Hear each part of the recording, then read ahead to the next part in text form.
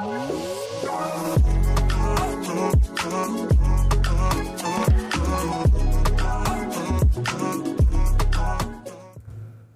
everybody, and welcome to the show. Happy Monday. Today we're going to be having a grand old time, and you know exactly why if you read the title. We're going to be reacting to yet another Jubilee middle ground, and this one is white feminists versus person of color anti-feminists. And fun fact, ladies and gentlemen, I was supposed to be on this episode. I was going through the whole process to be on it, to be on the POC anti-feminist side, although we'll get into the issues that I have with said labels, but I ended up being in Australia, in Sydney, when this was filmed, so I wasn't able to participate. But we're gonna watch it today, and we'll see if I regret that. regret not being there, or if it was actually a win to not have to be on this episode of Jubilee. Before we get into that, of course, we have Taylor in Nashville. I regret you not being on this episode, but alas. And I also regret being a white male, having to be a part of this conversation, but also alas.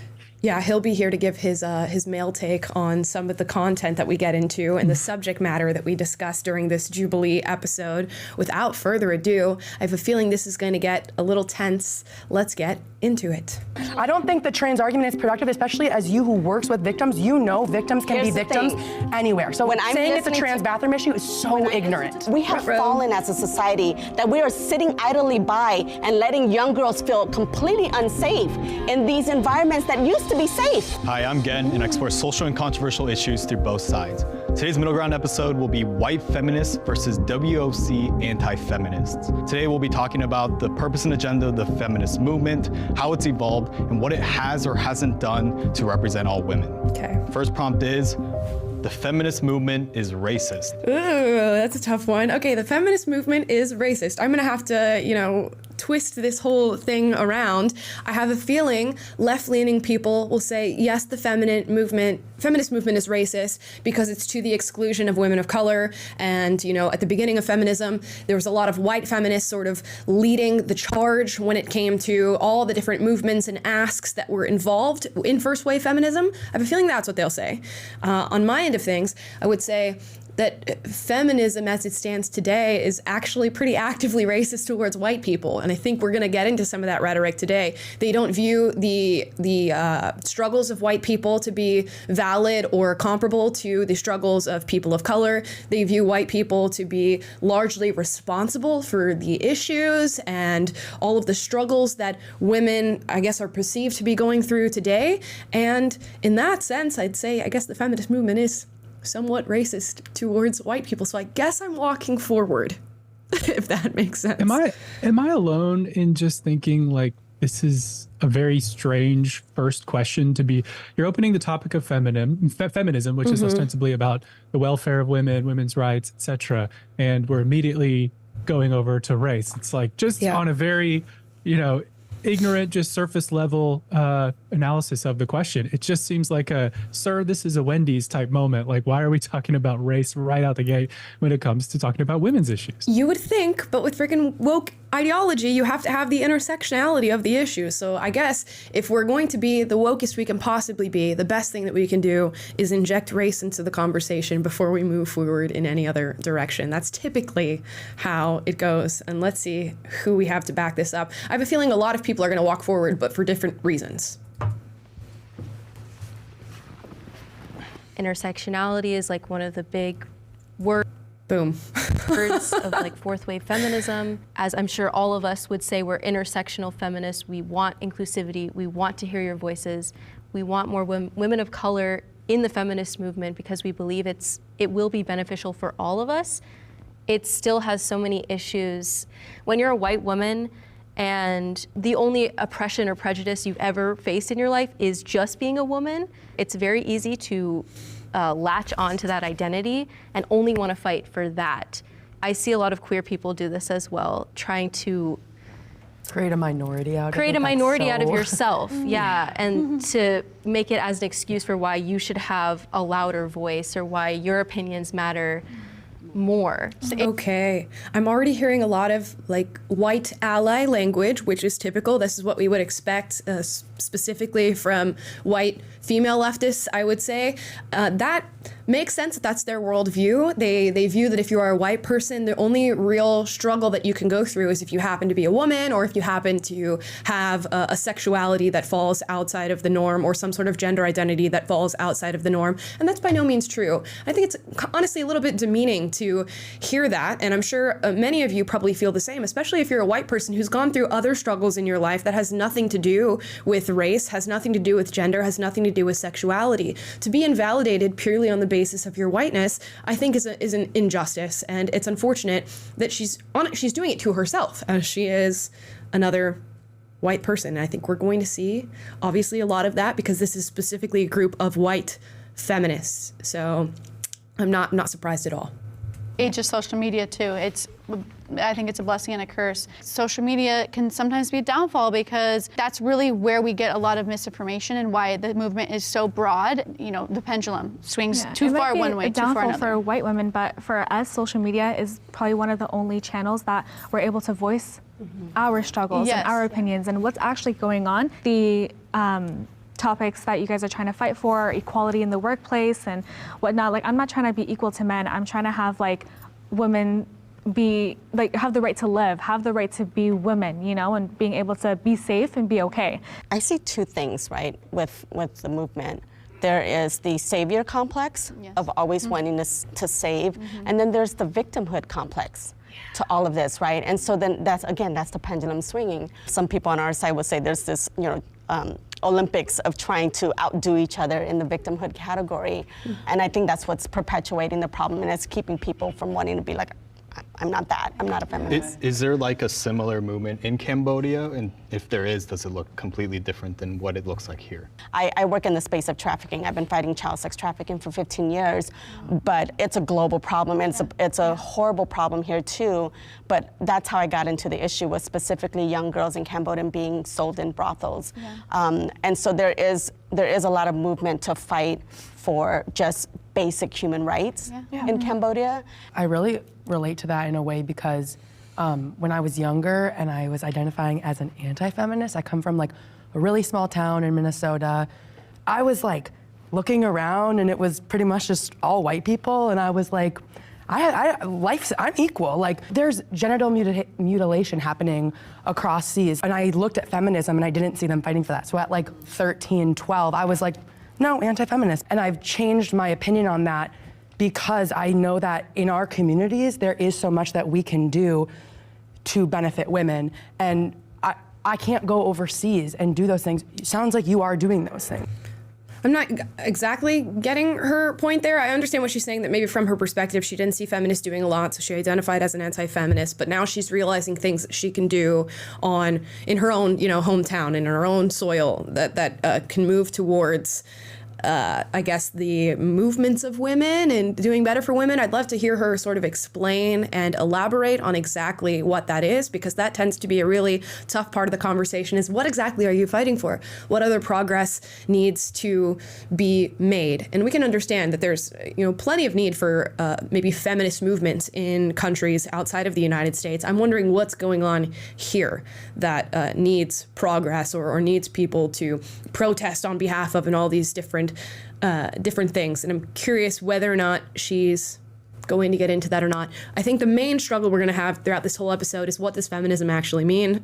And what different movements fall under the umbrella of feminism? And that's where I think all these sides are going to clash, which is why I have a very distinct problem with labels these days, because it's so hard to identify what you're saying when you say, I'm a feminist. I could raise my hand and say, I'm a feminist. I believe men and women should enjoy equal opportunity, but they are not the same, and they are very different. There are physiological differences and biological differences and all these different things that need to be discussed and acknowledged. And another woman could say, I'm a feminist, and I think there's no difference between men and women, and that men can identify as women and women can identify as men, and I'm not fighting for equality, I'm fighting for equity. So these umbrella terms that we use are going to come to be problems, and I think we're going to see that really pivotally in this discussion itself.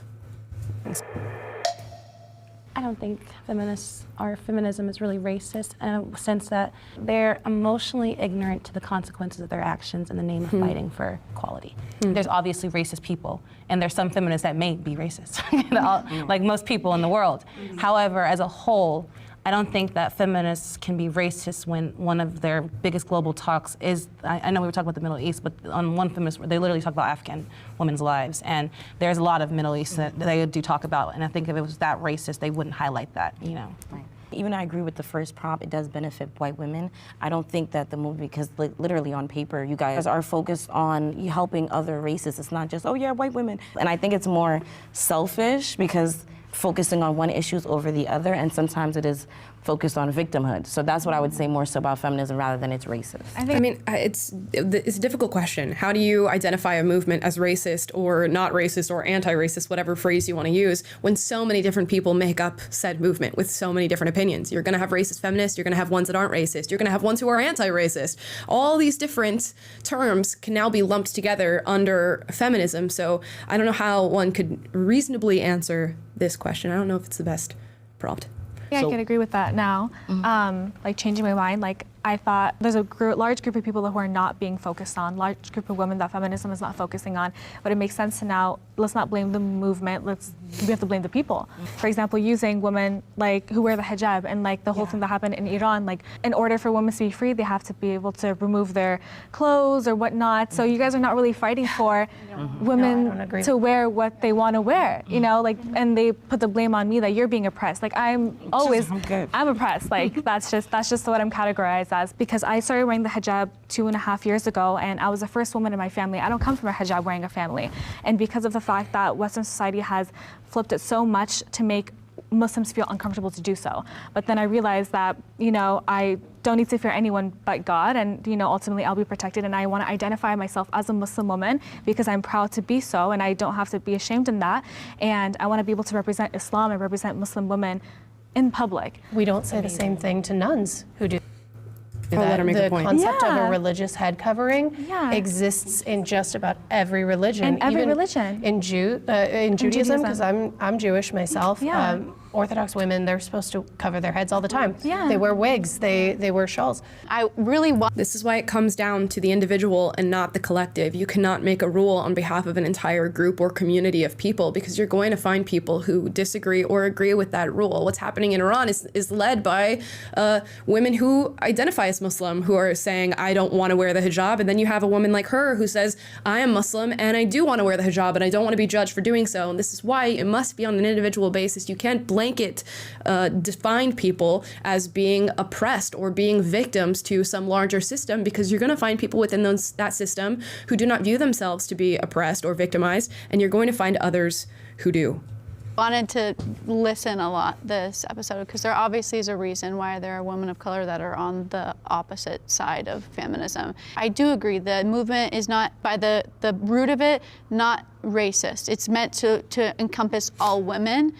As a white woman who is not oppressed in any sense of the word, in my own belief, I think that women that have more issues, you know, deserve the platform to speak for it more. Would you admit your deepest secret to a room of strangers? Okay. Click on the link in the description below to join the Circle of Secrets. Now back to the episode.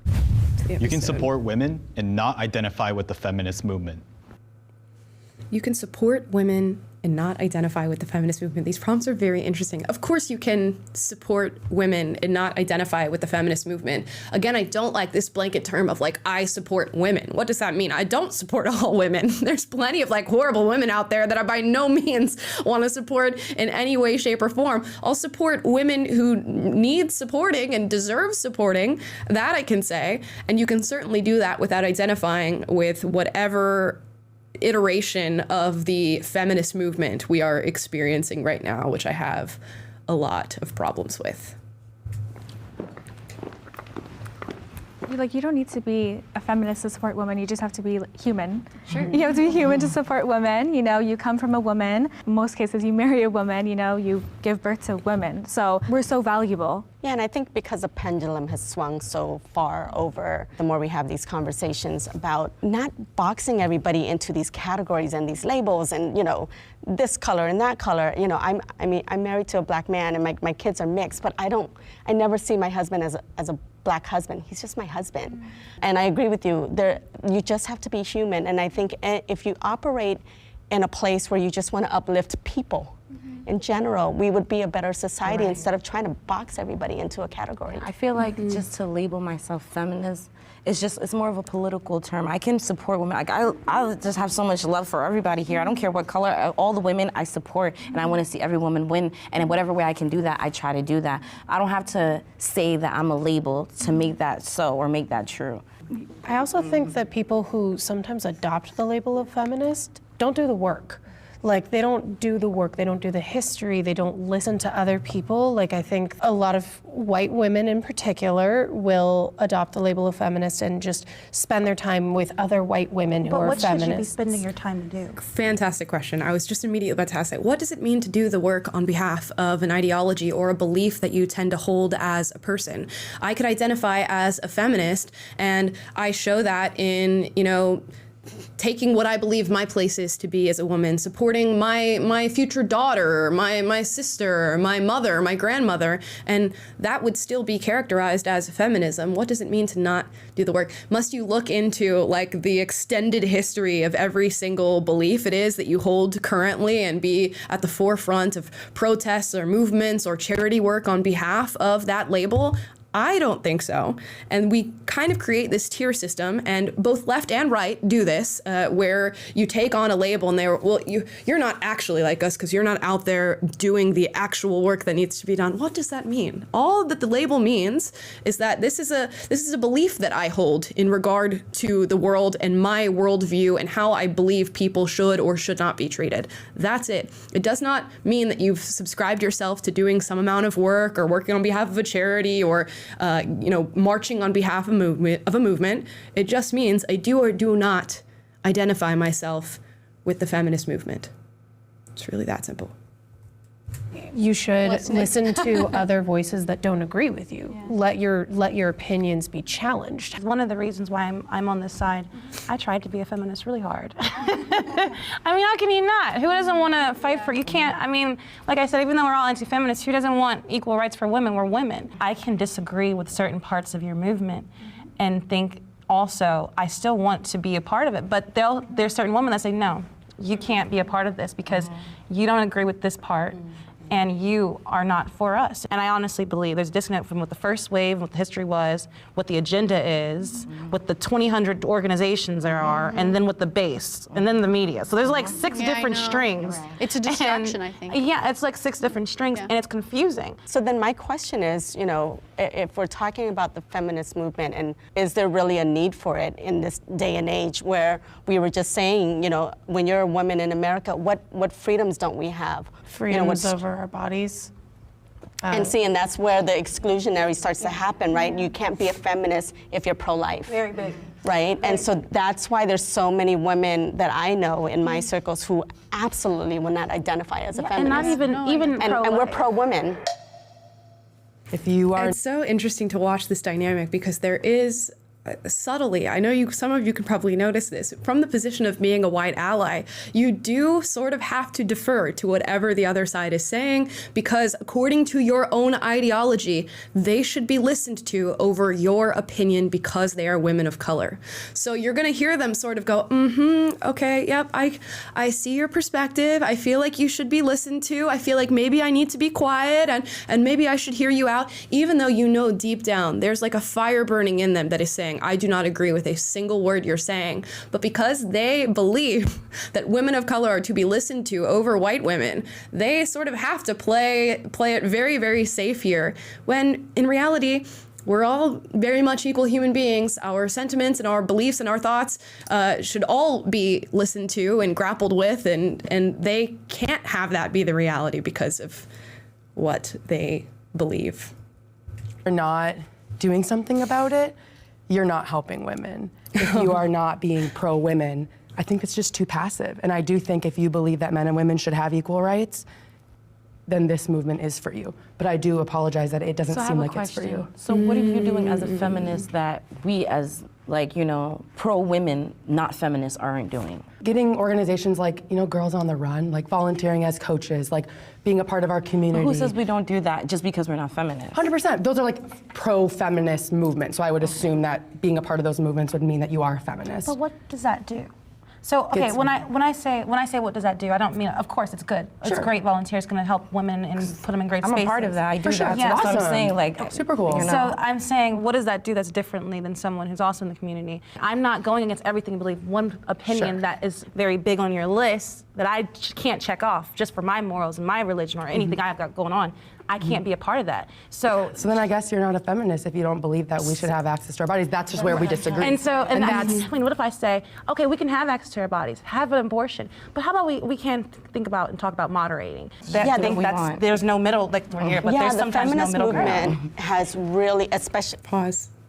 The energy that I'm getting from Grace is a very distinct one, and it is white savior, white ally, but somehow I am also still better than you, and I cannot say that out loud. I can infer, you can infer from the language that I'm using that I am better than you and that I'm doing more work than you, but I'm not allowed to say that out loud given my position as the white ally and the white savior. Now, she might not view herself as taking on that position, but her words make it so, so very clear. She's saying that you cannot passively be a feminist, you must do more, which implies that I am an active feminist and I am doing the work on behalf of women that is really ushering us forward into progress. And it's so unfortunate that you don't feel comfortable in this movement and that you're also not doing the work.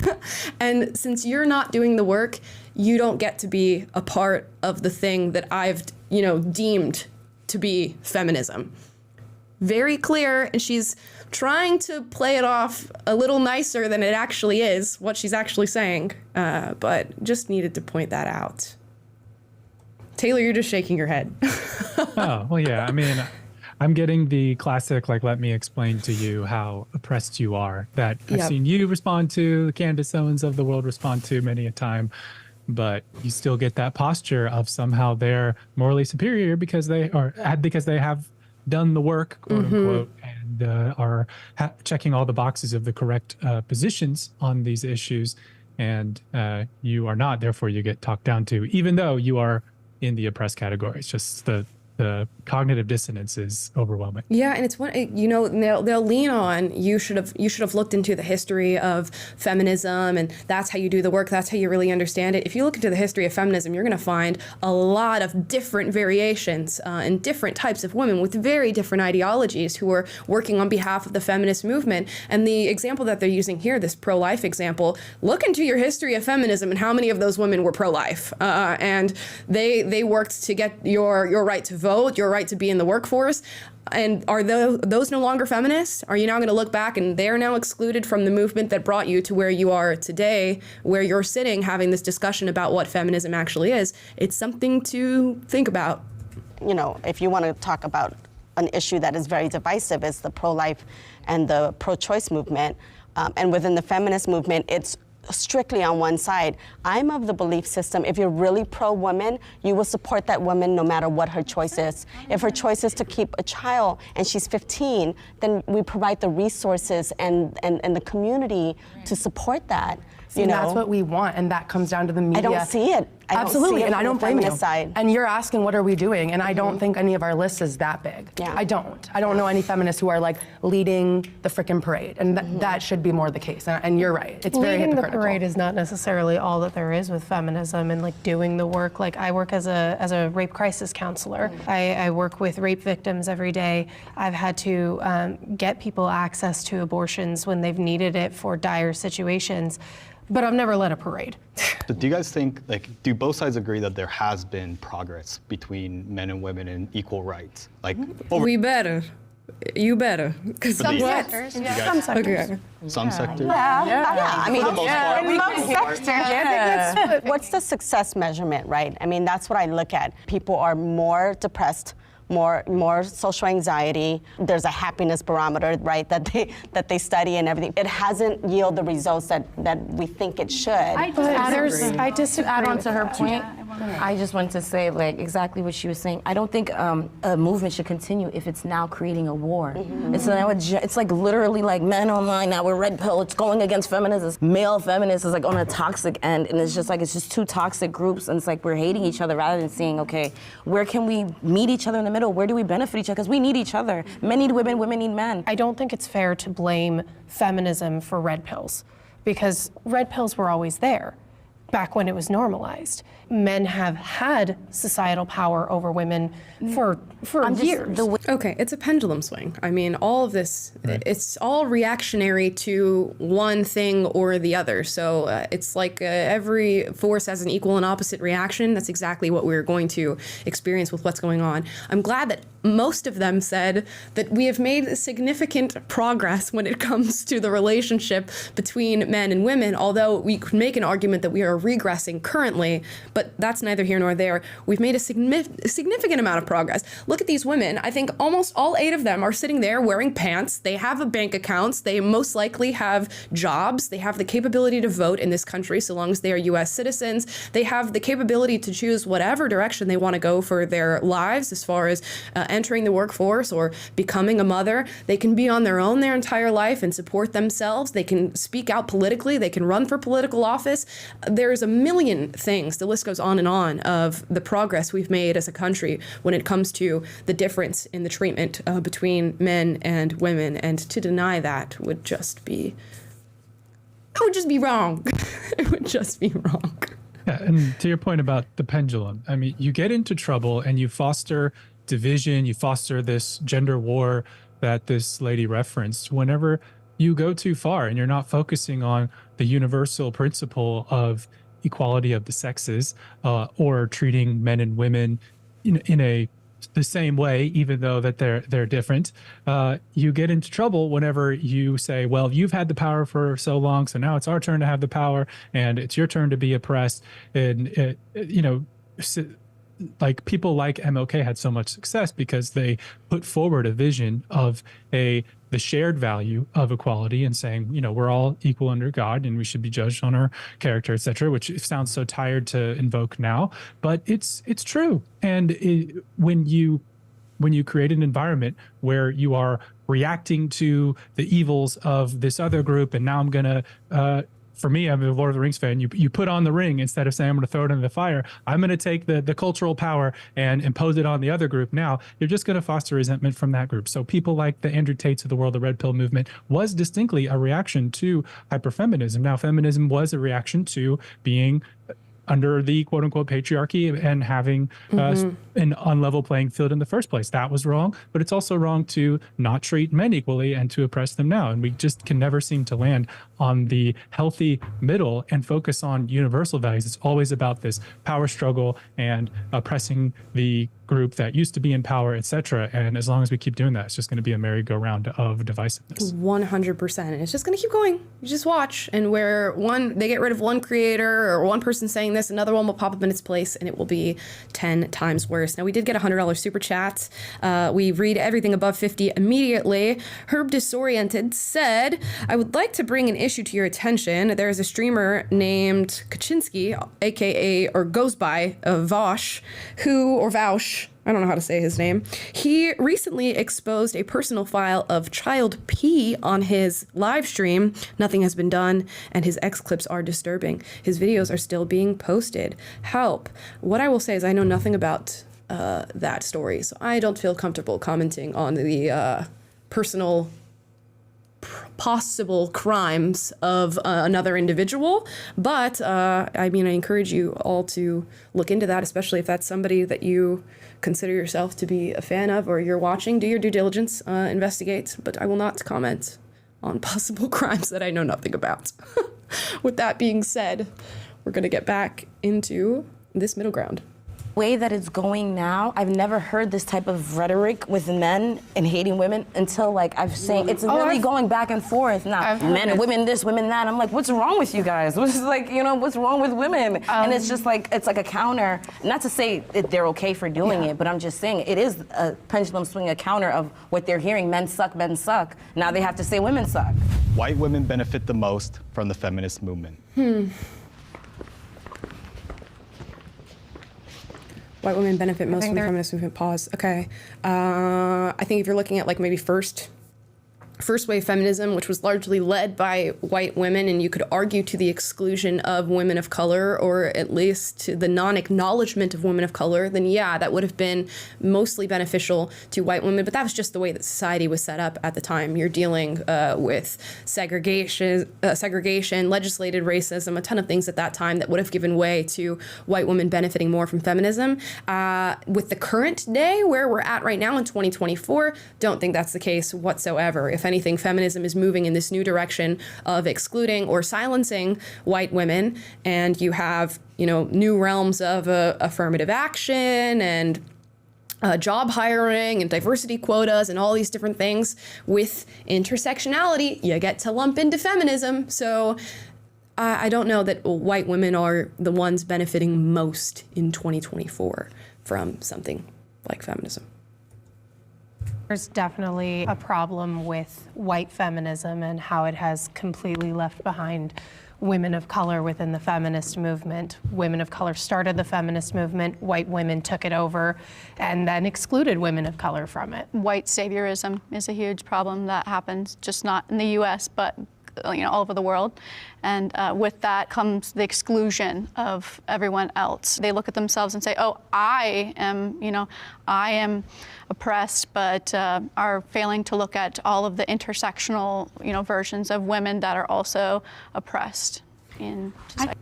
I think, to me, that's incorrect in that white saviordom is exactly about taking the spotlight off of you and putting it onto other people. Now, you could argue that they are putting the spotlight on themselves by arguing on behalf of other people or by advocating on behalf of other people.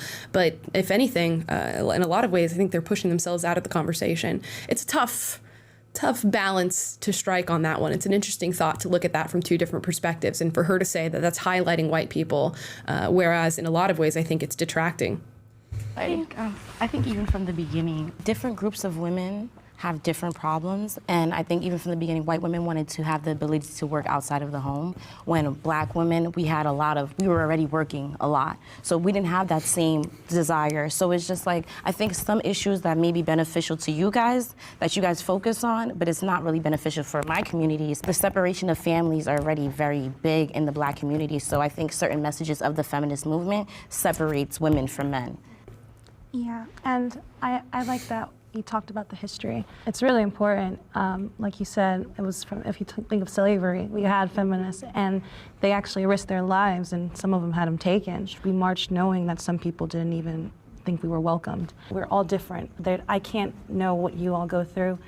You can't know what I go through. And even if you are the same skin color, I still don't know completely what you go through, but I can have an understanding.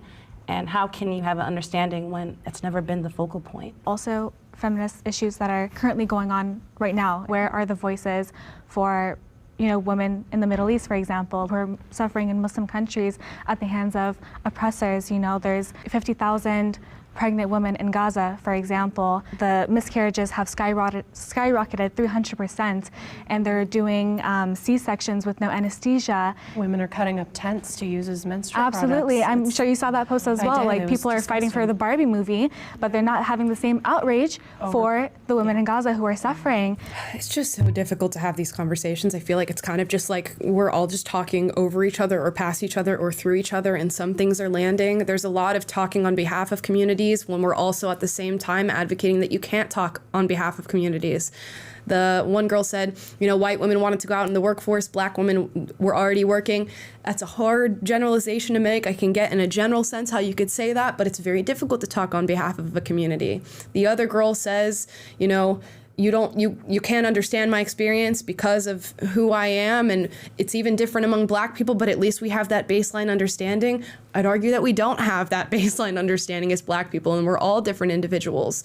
She was perfectly fine telling people not to advocate on behalf of women in the Middle East when it came to hijabs, because some people want to wear them and some people don't, but is now saying advocate on behalf of women for what's happening in Gaza. And I'd argue these are all just human issues. It's not like a woman issue, man issue, although these ones are distinctly affecting women.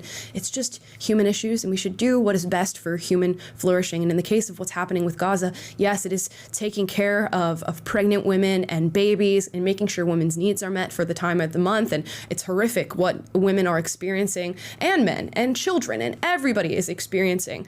And it's just very, very hard to watch. But when it becomes an argument on an ideological front rather than on a human level of what do humans need, what does human suffering look like, and how do we alleviate that suffering, that's when we get lost in the weeds and we start arguing about your Twitter post over the Barbie movie versus how you treat the pregnant women in Gaza. And it's just like, okay, can we just at a human level agree that maybe there's suffering happening and we should do something about it? Can we get to the bottom of it on that front? Does it have to be an argument about whether or not you're an anti-feminist or a feminist before you do something about something horrible that's happening in the world?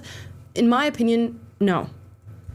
Women in the Middle East and Muslim women in general, the voices are silent. If we look everywhere else, that we could put a lot of more of our energy in helping women all over the world who are really going through way more oppression. Well, real, like, you know, like real that they, like I said, real oppression that we actually have to step up and like, rather than just the stuff that's going on here, but we're actually really like, we're blessed to be able to even be able to help other people from other countries and be able to march and stuff like that. Yeah, so. And we're blessed for our problems that we have here. Yeah. Like, you know, because there's so much worse happening around the world. Well, the question was whether or not white feminists benefit more from the feminist movement. The reason why I disagree with it is because I think it's not necessarily a divide in the races in terms of who it benefits. It's if you are pro-feminist, pushing the ideology of bashing men and doing certain things, society is supporting that.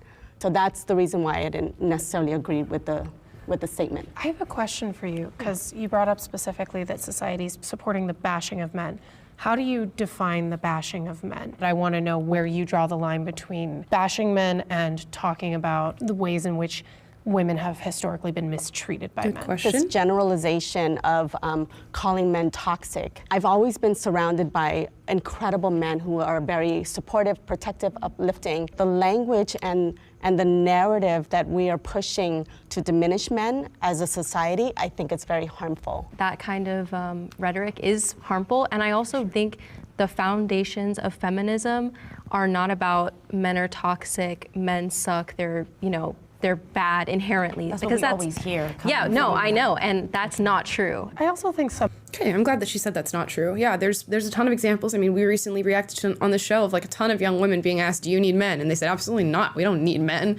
Like, men are horrible, all this different stuff. You do have the label of toxic masculinity, which some use sparingly and others don't. You do have the hashtag believe all women, which you can say is a statement that's not necessarily about men, but it very much is in practice. If you're saying that a woman is always meant to be believed, what are you saying about a man? That's all you really have to think about.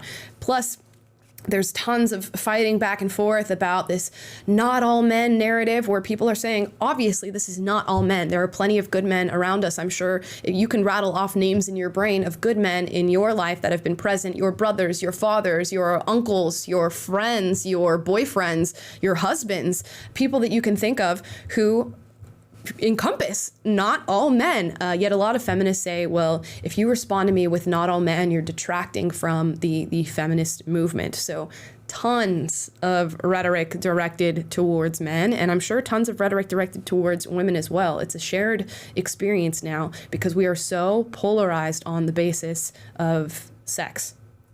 Some of those are just people like exaggerating, you know what I mean? Like, we all generalize. How many times have we all said, like, people suck? I said we need another plague for like years, and then COVID happened. And then COVID happened. You know, like sometimes it's just bitching. Sometimes it's just complaining. Yeah, but when it's constant bitching, we all know there are good men, there are bad men, there are good women, there are bad women. But it's just like, how come even when women do something bad, it's blamed on the patriarchy still? Why do you guys think? She's right. I mean, there are people who we throw out things flippantly. I've said on this channel, we need to get nuked or something like that. You say these things, but it actually is very important to bring in your language a little bit. And this is something that I've learned over time, especially doing this for a job.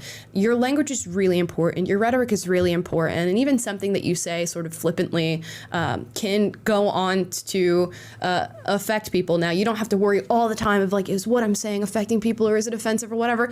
I just think on an individual level, it's probably important that you say what it is you actually mean and not waste time on words that you don't actually mean. And it's a lesson we're all learning and we all mess up. So to her point, I agree.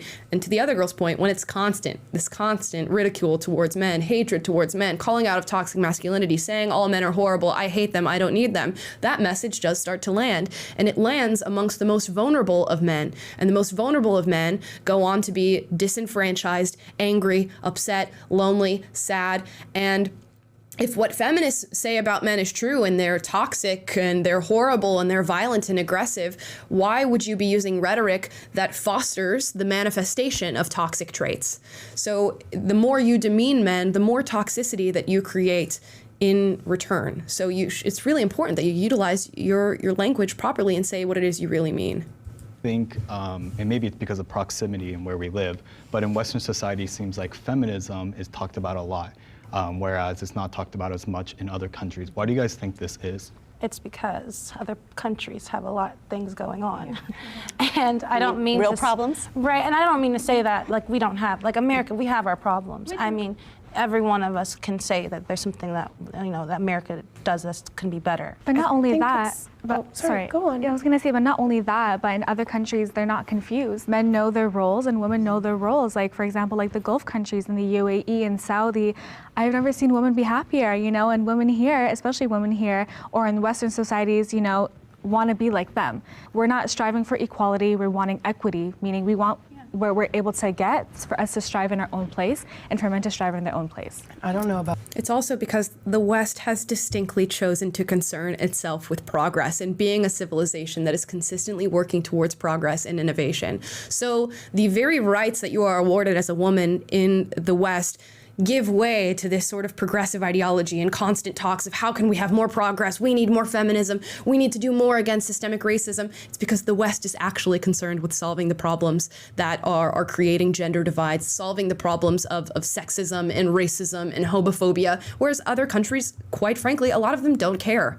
So the people are saying the West has such a big problem, look at all the issues we have. The very fact that you're able to have a conversation about these very minute, somewhat tedious issues that you're facing in the West is why the West is great. So it's very, you know, it kind of lacks, I think, sight when it comes to history, where we are today, the progress that we've made, and the very fact that you're able to have the conversation in the first place is because you live in the West, and these are Western values. And real quick, there's something to be said for like not being able to acknowledge or appreciate, again, that progress that has been brought to the time that in which we now live.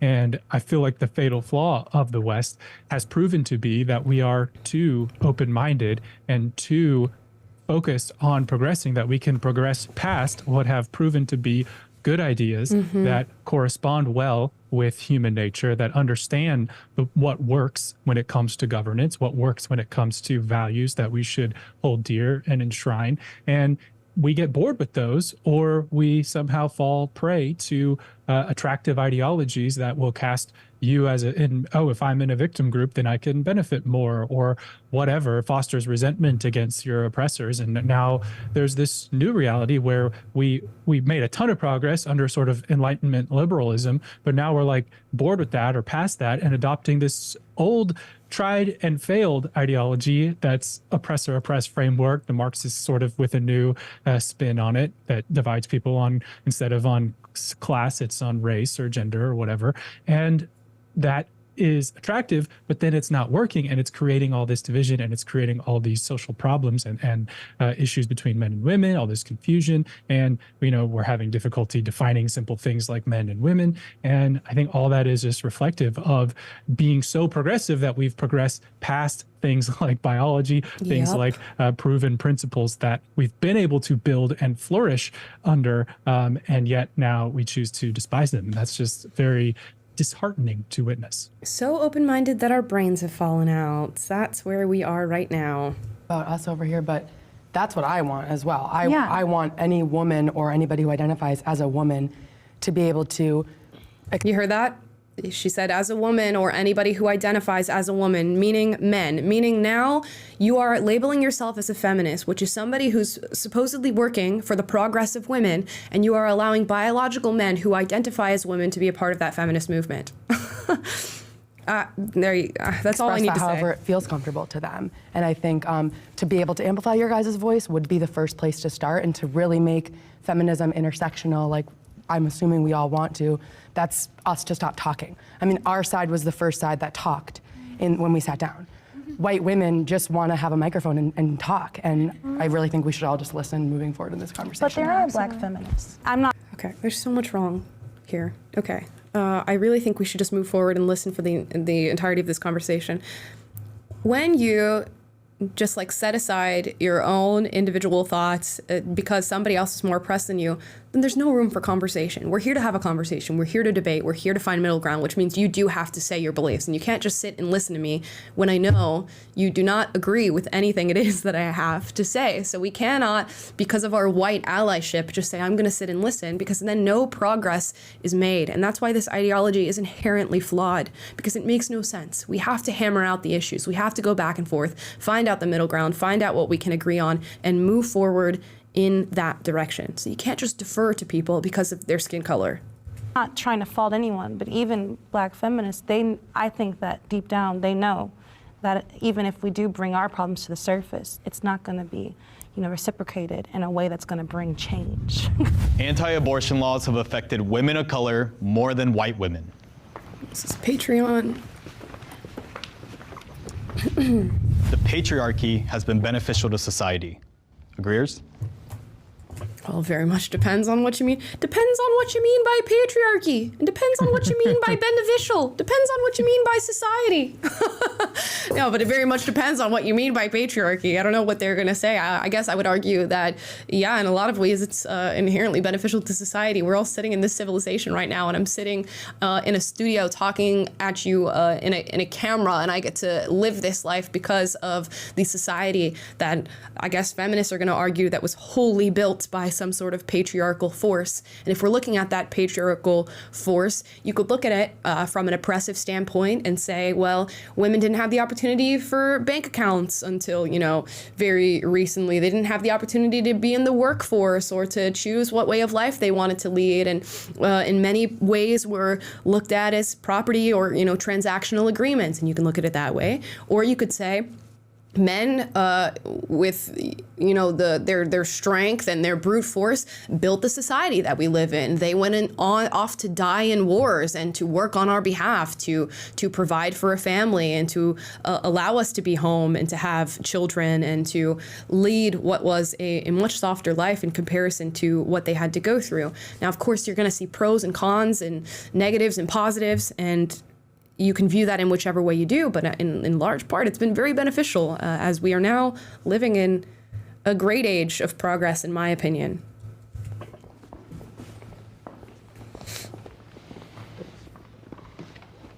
I'd be interested to hear from the feminists.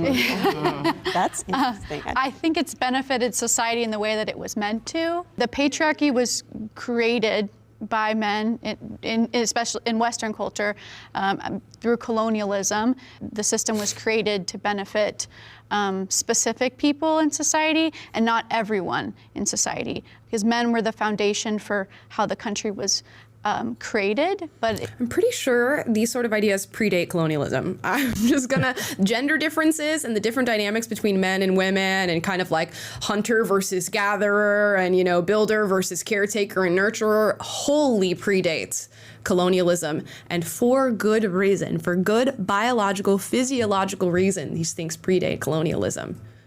they weren't the ones who necessarily always built it. I think women did a lot of that. I step forward kind of a similar way. I think it has benefited men in society. It's benefited my dad, but it hasn't benefited my mom. How demeaning. It's benefited her dad, but it hasn't benefited her mom. And maybe her mom is a leftist and believes this too, but how demeaning to your mother that you feel like she has no agency. How demeaning to all of the women that came before us that we somehow view them as just leading these wholly miserable lives, oppressed by men and constantly under their thumb. There are many, many strong, happy, positive, optimistic women that led lives that far predate our own. And to sort of cast them aside and say, women have been oppressed up until now and we're still working on this movement to free ourselves from the chains of men, is just so demeaning to hear. Oh my goodness, if there's generations past me, like if we are getting 3 generations down the line and people are referring to my upbringing and my life as like some oppressive force of patriarchy, I would look at them and be like, what are you talking about? It was never a greater time to be me in society. And I'm sure a lot of women felt that exact same way and are strong and powerful and happy. It's just such a fatalist, negative view of everything that has predated us when you could view it extremely positive as like these were the stepping stones to get you to where you are today. I just have a question, because I guess I have my own understanding of what patriarchy is. Can either of you like just define it for me? Like, what is the patriarchy? To me, it's just men being in dominant positions and running government offices, running households, running every space where there's all genders. Okay. Define dominant also. We have this view of like, because you're a CEO or because you're a businessman or because you're a politician, that somehow makes you dominant. And I can see in ways where, yeah, you can legislate the reality for a lot of people. And these are things that we should push back on. But inherently what you're saying is that the work that women were doing whilst men were taking on those positions is inherently less powerful or like less dominant, or it's, you know, inherently submissive to whatever the male counterpart is. And I don't view that to be true at all, which is why a lot of these women are going to identify as anti-feminist, because they're going to say, I don't view, you know, being a mother who stays at home and takes care of children as being a non-dominant position in the world. It's not non-dominant, it's just different. And it takes on, you know, the space that women were biologically created to take on. Now you have that choice as to whether or not you want to follow through on what is your biological reality, but it shouldn't be viewed as less dominant to take on the role that women have historically taken on. But it is pivotal to society. Society does not exist without women. It does not flourish without women. It dies without women choosing to take on the position of being a mother, a nurturer, a caretaker, someone who takes care of the household. And to view that as submissive is shocking to me. There's men running those spaces. In terms of getting loans for homes, men were the ones that were able to do that. Women weren't able to do that until they were given the rights to do that. It's statistically, men have had jobs longer, men have ran the country longer, so women having to you know, penetrate those boundaries that are so sort of deep into our country, men have more of a leg up. Not in every culture, but I think in Western white culture, men have the leg up, and they're the ones that created it initially. And now all the things, all the examples she just gave, housing, loans, bank accounts, jobs, things like that, accomplished. Here we are. Here we are in the day and age where women can do all of those things, and here you are talking about it. So what's next? What else do we have to work on? Because all of the things that you're talking about are historical examples, and nothing in the present day that she just said is currently affecting women or holding them down. And there's an argument to be made that and I'm not making this argument on behalf, don't go like Pearl Davis me right now, but there's an argument to be made that because of those changes, you've actually robbed a lot of women of having the old school reality, the traditional reality that a lot of women want and were working towards. So, you know, I like that you asked, like, what's the definition of patriarchy, right? When I think of patriarchy, I think of the roles that we all have to play in society, right? Men built a lot of civilization. That's just the truth. Yeah, men are strong, men are providers, men are protectors. And so men have built society throughout history, and we've all benefited from that. Well, we only give credit to the men who've built it, but there's been women staying at home for years who are educating their children, loving their children, teaching them empathy. And I think those, but that's a different role. Highlighted. I feel like for me, I feel like feminism doesn't highlight those women. Those women who are actually doing the work, staying home, is being great moms. But that's what I mean by the roles that we play. So it's just like I agree in that sense, but it's like we have to give men some credit. It wasn't an ethical stance there. Yeah, white men came over and colonized the U.S., but at the expense of the indigenous humans. And black people, here. I will say, as unethical as that is, black people became citizens because of it. I'm here in this country from that. The patriarchy, the reason why we have women doing what we're doing in the workplace or doing what we're doing in this world is because we are following that of men. Very important thing that she just said, and you can only say it if you're a black person, apparently. You know, you can say these are horrible transgressions, you know, colonialism, imperialism, which we can argue, of course, the pros and cons list of both of those things and how it's led to modern civilization. But she said, I'm a citizen in this country because of colonialism and imperialism based on what you just said. So how am I meant to view that? Was it a net positive or was it a net negative for me? And we didn't get a response to that. And that has been, and it's not. But did men fight for the right for women to be in the workplace, or was that female voices? But I don't think that, wait, I'm sorry, go ahead. Like, was it male voices who were like, get our wives in the workplace, or was it females who were like, doesn't matter, or women? But that's what I was gonna say. I just think personally, the reason why women have benefited from this is because we chose to. Women choose to do whatever they want. And to say that the patriarchy doesn't benefit women, I'm just confused by that because So I'm just saying, I think the question was, did the patriarchy benefit society? And we're agreeing that it's benefited society. Women. Okay, so it's society. I think, unless I misunderstood. Okay, so society. I agree with your point for sure. Yeah. But not society, or yes, society, but not women. I feel like if anything, like feminism affects the patriarchy or the rules of men and women. Nowadays, like men are now more feminine and women are more masculine. What's wrong with that? And men have always been feminist. I think there's a lot wrong with that. They're not. There's a lot wrong with a man acting feminine. No, there's a big distinction. I'm gonna share my husband. He's the most manly man you will ever come across. He's a whiskey drinking, gun toting, football watching, all the things. But he's a squishy, soft teddy bear. He's very compassionate, very empathetic. That's the epitome of a good man to me, right? And I'm married to him. I don't know about you guys, but in the dating world, it's so much confusion, and then it's like, men, you're a feminine. Oh, well, women should pay now, right? Because like men don't want to be men or like doing things, and then it's like I don't subscribe to. Well, here's the thing, though. It's not men don't want to be men. How can they? What are they supposed to do now? Women are out educated when it comes to comparing them to men. They are going to be out earning men largely. So as a man, are you meant to get in a relationship with a woman? She has a higher education than you do. She makes more money than you do, and you're still meant to be the provider and the protector of this person. So all of your money is then shoveled into a relationship, and then what? She keeps her money, and that goes in the bank, which there are some men doing that these days. I guarantee you, as this continues and we continue on this trajectory of women out becoming, more educated and out earning men, that is not sustainable. It's not going to work. So now we're in this fluctuation period of men have to figure it out, women have to figure it out. We're missing each other because women are super masculine and men are becoming super feminine, and the attraction is canceling out. There's a million things happening right now that I think in hindsight we're going to look at and be like, I can see where those problems might have come from. Now, it's not to say that we need to roll back women's rights and they shouldn't be able to vote or they shouldn't be able to be in the workforce. It's just to say we need to acknowledge the issues that are going to pop up on the other end of decisions like this. And it's the stuff we just talked about of now men and women are missing each other and dating is difficult and men are lonely and women are, getting more promiscuous and masculine and all these different things. It's happening, and it is the result of ideology and agenda and dogma, and we can acknowledge it and say that it's happening. That's it. That's all we have to say. So yeah, I mean, all we have to say is like masculinity exists and it corresponds to maleness, and that's okay, and we should celebrate the healthy expression of masculinity in males, and we should allow for the expression of masculinity in females, and that's okay too.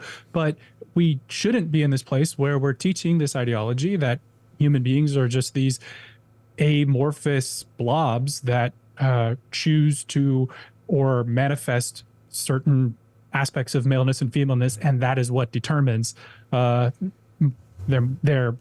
gender or whatever. It's like for all of human history, we've known that what traits and what behaviors are associated with maleness and what traits and what behaviors are associated with femaleness.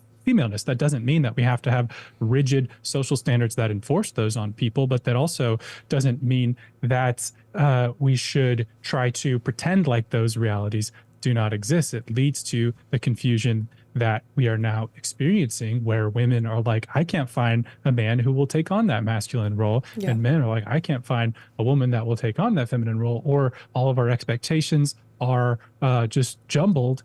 And, birth rates are declining, depression rates are rising. And I think a lot of that is because we've just introduced mass chaos and confusion simply by virtue of dispensing with the notion that masculinity is a thing that tends to manifest itself with maleness and vice versa. And there's like evolutionary biological reasons for that. There's physiological reasons for that. It's not just I feel like the pink hair girl especially, there's this mentality that everything is socialized and everything is just the influence of society on you. And that's not true. There's an innate sense of manhood, womanhood, and I think that we discard that and discredit it at our peril. Yep, 100%. And I hope she gets some pushback on that and they kind of like get her to battle back a little bit, because she's being very combative on their end, but I'm not hearing much response from her.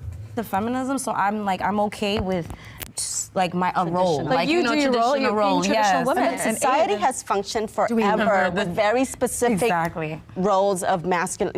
In today's time, I consider myself a very modern woman, but I love stepping into my feminine role where I can let my husband lead, and let him be the provider and everything, right?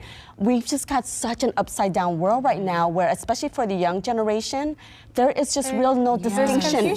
They don't know what's supposed to step into what's upside down about me acting more masculine and my friends, who I am friends with a lot of men who just have a lot more feminine traits. I don't see that as the world being flipped upside down. Hang on. Hold on. Society has been forcing men to act strong, and you're saying that a man isn't a good man if they're not strong and protector. I think that's bullshit. I think that a man is a man because they say they're a man. So I think the second we start to say men are acting feminine and women are acting masculine, that is so problematic. If you're a little bit more flamboyant, you can't be flamboyant. Yeah, I'm talking. Okay, sorry, I'm trying to understand what you're saying. I'm talking in this way. I don't look to men and what they can give me. I look to what do I not have, and that's not good. Also, and I feel like as black women, I don't know. It's like, especially black women, we're always so already strong and then masculine. We always have this energy of like we're already masculine and ready. So it's like, no, they're having their feminine energy. It's not gonna help me. What about lesbians? You can have two feminine. See, what about meism? I love what about meism that's happening all the time right now. Again, she said a man is just whoever identifies as a man. So we're just off on the wrong foot. There's really nothing to say to somebody who says a man is just whoever identifies as a man. Now, to her point about men being able to show their emotions and to show their vulnerability as they haven't been able to historically, I think there's value in that. I think we should encourage that people be open with their emotions and be able to display their vulnerability in a way that is healthy and reasonable. We should still be fostering strength among both men and women. However, we know biologically women are more likely to showcase vulnerability and emotion in a way that is different from the way that manifests with men. So it's not to say that you can't show up as a feminine man or you have to constantly be masculine. It's just to say what are healthy traits for human beings in general. And strength and fortitude and being able to process and deal with your emotions is a strength for everyone, but also especially men. energy. No, but I'm not though. So I'm just saying that can work. I'm just talking about for me particularly. I'm just trying to understand why you need feminine and masculine. That's my disconnect. Can I say this? And funnily enough, if you look at like a lot of lesbian relationships or gay relationships, you will see that there is a distinct feminine and masculine energy between the two people. Not for all of them. There are some gay and lesbian relationships where, you know, maybe it's a balancing act and there's a 50-50 here and there's 50-50 there. But a lot of them have a distinctly masculine figure and a distinctly feminine figure. And you guys can think about that. Even like sociologically, if we're talking about like the sexual interest of lesbian and gay couples, somebody typically takes on the feminine role, somebody typically takes on the masculine role. So even in same-sex relationships, you see this deviation of feminine and masculine characteristics. Ask yourself why. Instead, she's doing this like, what about meism? What about lesbians? Well, what about gay people who don't fit what has been, you know, the historic shape of, you know, heterosexual relationships for nearly all of human history. Now, it's not to their exclusion. We can still have discussions about gay people and lesbian people. Just say, let's be honest, and not pull out something that is not often typical in order to justify our feelings towards tradition and what is typical. My mom told me, if you were a boy, I would send you to your father, because I think that at a certain age, he would be able to properly prepare you as a man in this country.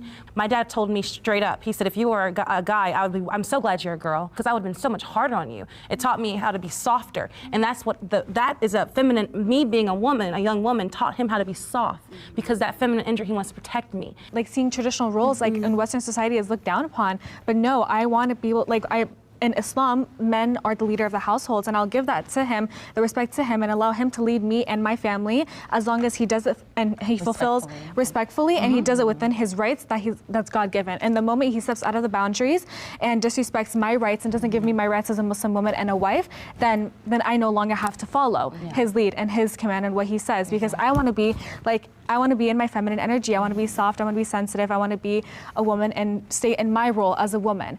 Listen, you can date whoever you want. Anybody, if I'm feminine, if you're somebody who's feminine, you want to date another feminine person, you're allowed to. So I don't really think that there's a rule for a dating. There needs to be a masculine. That's not what I'm saying. I'm just saying that if we just continue going on with like, everyone, the path that we're going, that just let everybody be feminine and all the women just step into masculinity. What's going to happen? What's the worst that could happen? We have a chaotic world. Yeah, we're doing right now. That's what's happening right now. It's chaotic. Will the world turn on fire? I get, you know, depression, suicide, anxiety, babies not being born, nobody getting together, long-term relationships being, you know, either chaotic or just simply not existing. You have like a vast percentage of men saying, I can't even find a partner anymore, I'm lonely. Now you can place it on them and say they need to do work, but it's a counterbalance between the two sexes. There are a ton of things that go awry with the natural progression of modern day feminist ideology. You know, not to mention just the sexual promiscuity and the upending of standards and all this different stuff that I think is going to lead to negative outcomes on the whole, and just not have people be flourishing and happy. I think one of our goals as society is how can we really uplift the health and well-being of the people within our community, and how do we lead lives that are happy and fulfilling, not necessarily happy, your life doesn't have to be happy, that's not the human experience, but fulfilling at the very least, or that you derive purpose from. And I'm not seeing much purpose in a lot of this. And the beautiful thing is, and one thing I'll stand by, at least these feminists claim to stand by, is that you as an individual get to figure out what your purpose is and make that choice. And I hope that is what they actually believe, although in practice it doesn't seem like that's true. Focus won't be on families, you know, focus won't be on their families, their children. They're going to have an absent mom. Energy? For example, if you're a woman who's like working and you're not in the household, then who's going to take care of your children? A nanny, a daycare, a preschool. It's not the same. That's why. Yeah, see that? You listen to that attitude right there. She said, if I'm a woman and I have children, who's going to take care of my babies? And immediately she rattles off a nanny, a daycare, a school.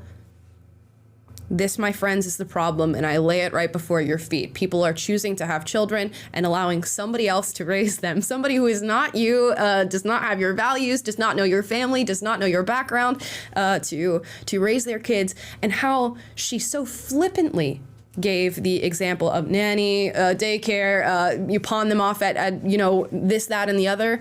And this is not to denigrate people who choose to do this with their kids or have no other option but to do this with their kids. But this should not be plan A for bringing children into the world if you are going to choose to be a parent. Plan A is how can one of us, and in today's society, I guess it doesn't matter if it's the man or the woman, but how can one of us be with our kids so that we can be the ones to truly raise this human being that we chose to bring into the world, instead of abdicating to somebody else to do that for us.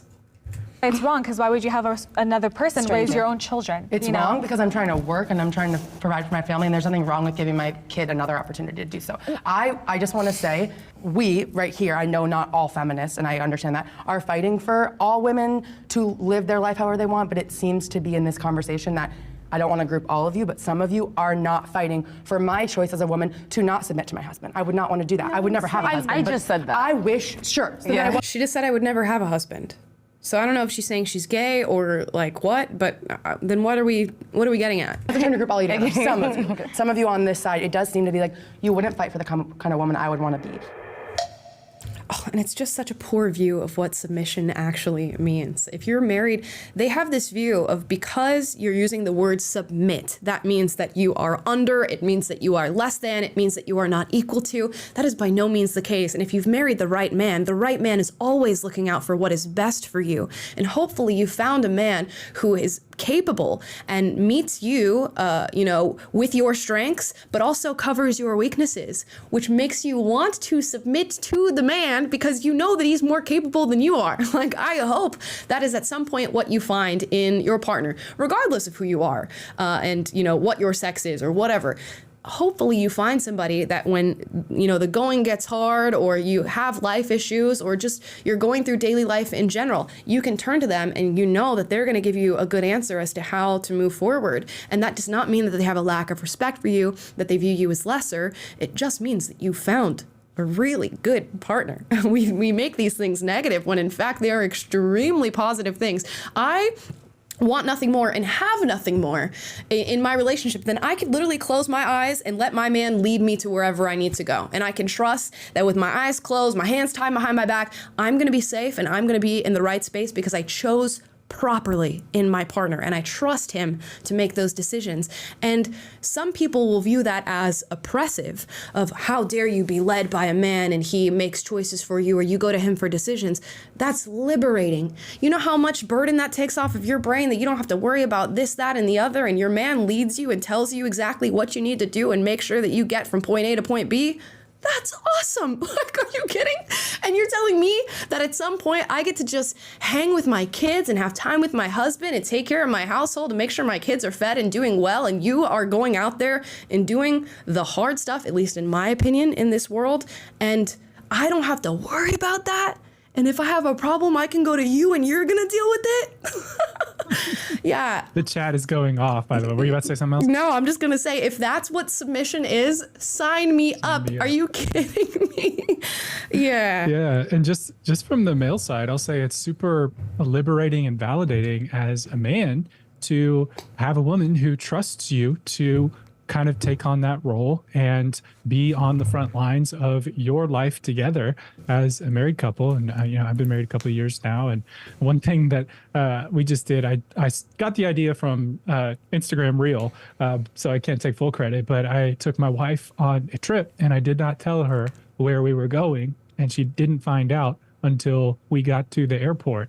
And I planned out a whole itinerary, got tickets on Broadway, and did a few different things. We ended up going to New York City, and it was a wonderful trip and a wonderful exercise of me just kind of taking the initiative, saying, here's where we're going, here's what we're doing, here's the dinner reservations, I've got it planned out. Now I left some room on the trip to say, hey, do you want to go to, she loves books, she's got her bookstagram, so we had to go to a couple famous bookstores and stuff like that. But just that being a microcosm of the way that we can live life and the way our household can work. And she wants me to step up. She wants me to, if there's a leak or if there's something out of order in our household, I have to step on it and figure it out. And she wants me to take on that role so that she can feel safe and taken care of. And I notice a palpable difference in her happiness, in her mental health, whenever I am taking on the role that she wants me to take on.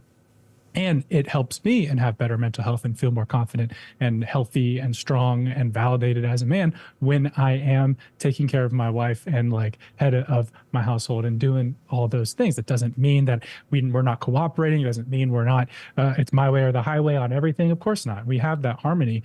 But we find that as we lean into those roles, things flourish and they work, which to me speaks to what we were talking about before with why do we have all this discord in society? Like she said, what's the worst that can happen?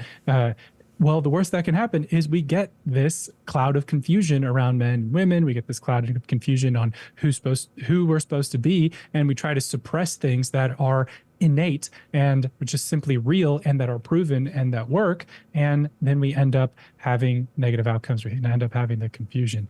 And it's totally preventable if we wouldn't just see reality of male nature or female nature as something that is oppressive or a relic of the patriarchy. No, maybe it's just real. And if we accept that reality, we might be better off. Yeah, and I think maybe a lot of it is these girls are choosing bad men, okay? And that's fair. I think we all go through our slate of dating the wrong person, and then if you've submitted yourself to the wrong person and they don't have your best interest at heart, or they're playing around, or they're manipulating, or they're cheating on you, there's a ton of things that I think can start to change your view of men. But if you go and find the right one who actually has your best interest at heart and has the best interest of your relationship at heart, submission is key. I'm just saying, like, it means it's going to be what's best for you. Now, we did get a $50 super chat from Britt. I don't know how to say it. Cormier?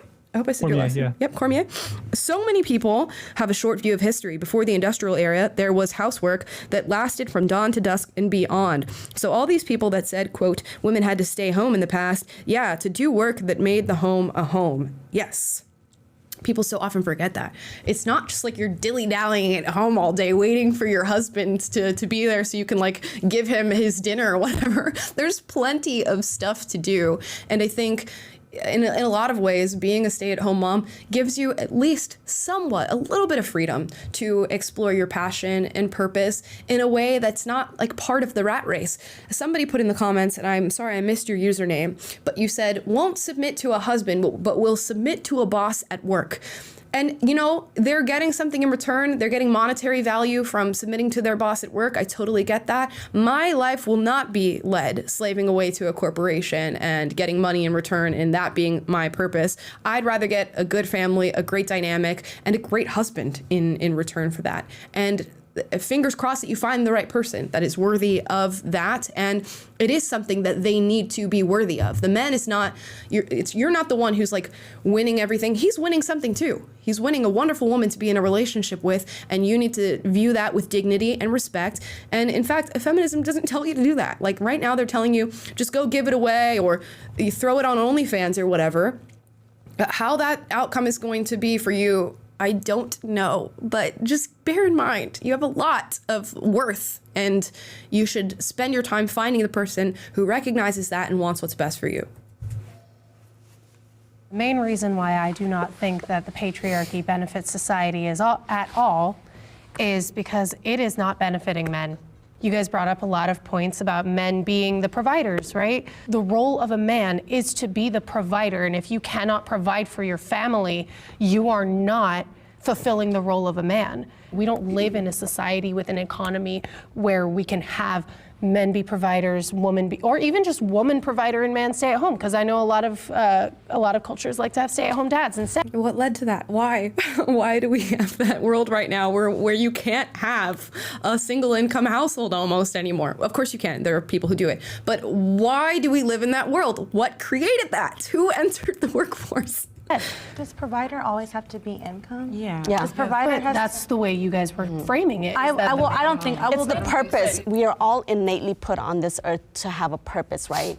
And so that purpose for men in their DNA is to be the protector and provider. This conversation is as if like gay people don't exist. All we're talking about is the man is the provider, the mom what about meism? Is at home. You can't even flip those roles apparently. Like the women have to be feminine, the man has to be masculine for it to work. First of all, there's plenty of gay households that thrive. Gay people can have families, can thrive without those roles. And I do agree, those roles are not innate. They might have been needed for the Stone Age, but we have completely evolved past that point of needing those roles. And those roles are not in our DNA, those roles were socialized. And if, again, gay households, far less common, another like what about me-ism, but also look deeply into the gay people that you know and see if you can distinctly figure out if there is a male or feminine lean to either individual. And I think maybe like, I'm going to make up a fake number, you know, like 99% of stats are made up or something like that. I feel like 7 out of 10 of them have a distinctly feminine and a distinctly masculine counterparts. If you have preference, if you want to go on a date with someone and you want them to be the leader in your relationship, you want them to pay, you want them to be the one that, you know, opens the door for you, you want that strong masculine role, that is your right. And you should command that of someone. If you're on dating apps, say, this is what I want. That's what I'm in. Exactly. Exactly. I was in a family where the men were the providers and the protectors. You know, I come from a law enforcement and military family, as you can imagine. It's very male, you know, heavy dominance, and women stayed home and knew their place. You were rather seen, not heard. It's like if we don't secure ourselves to a man, then we are just these women that are That's just unhealthy too. Yeah, it is. Yeah. Would you rather them go and fight in the military? I'm just like confused of like, what makes that more dominant? Maybe the dynamics within those relationships might have been maybe a little bit abusive and they didn't want the women to speak or have valuable opinions or anything like that. Then we're talking about something wholly different. But are you advocating that instead your mothers and your aunts and your grandmothers should have been in the military? And that's like the power play, that's the powerful position within the relationship? I just don't understand.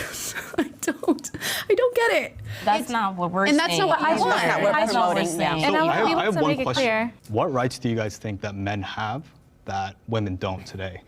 Going out in public and not feeling like you're going to be harassed, whatever race, whatever gender, whatever, you know, I mean, I know you guys just looked and you kind of like rolled your eyes, but I've been sexually assaulted, and by someone I didn't know and by someone I did know, and I have been approached in public areas, and my voice was not enough to tell them to stop. Women statistically, it's not even a competition. There's so much more of a struggle. We are so much more at harm than men, and it's not even an argument. That's true because we are. And different forms of harm. Men also experience sexual assault, and most typically, you know, at the hands of other men, although women also commit acts of sexual assault. A lot of these things they are looking at and thinking that they can somehow socialize this out of society. I do think to some extent there's a lot of work that could be done on behalf of the socialization of sexual assault out of society, but it is also very much a biological reality. And within both male and female, there will be good people and there will be bad people. It happens to be that due to, you know, men's hormones, biology, physiology, that sexual assault, they're more than likely going to be the offender in that case. Same thing with violent crimes, as men have, you know, testosterone rushing through their veins. It makes them assertive, it makes them aggressive. These are realities, okay? And I don't know what we can do other than accept them, put ourselves in the safest position for this not to be the reality. But this idea that we can blame all men or say that this is like an inherent problem amongst all men because men are the main perpetrators, I think is very much wrong. It is an unfortunate reality, but it is a reality. I don't think you're ever going to see a world where like women are the main perpetrators of these sorts of offenses, and it's just the reality. It's just not the way that we are wired.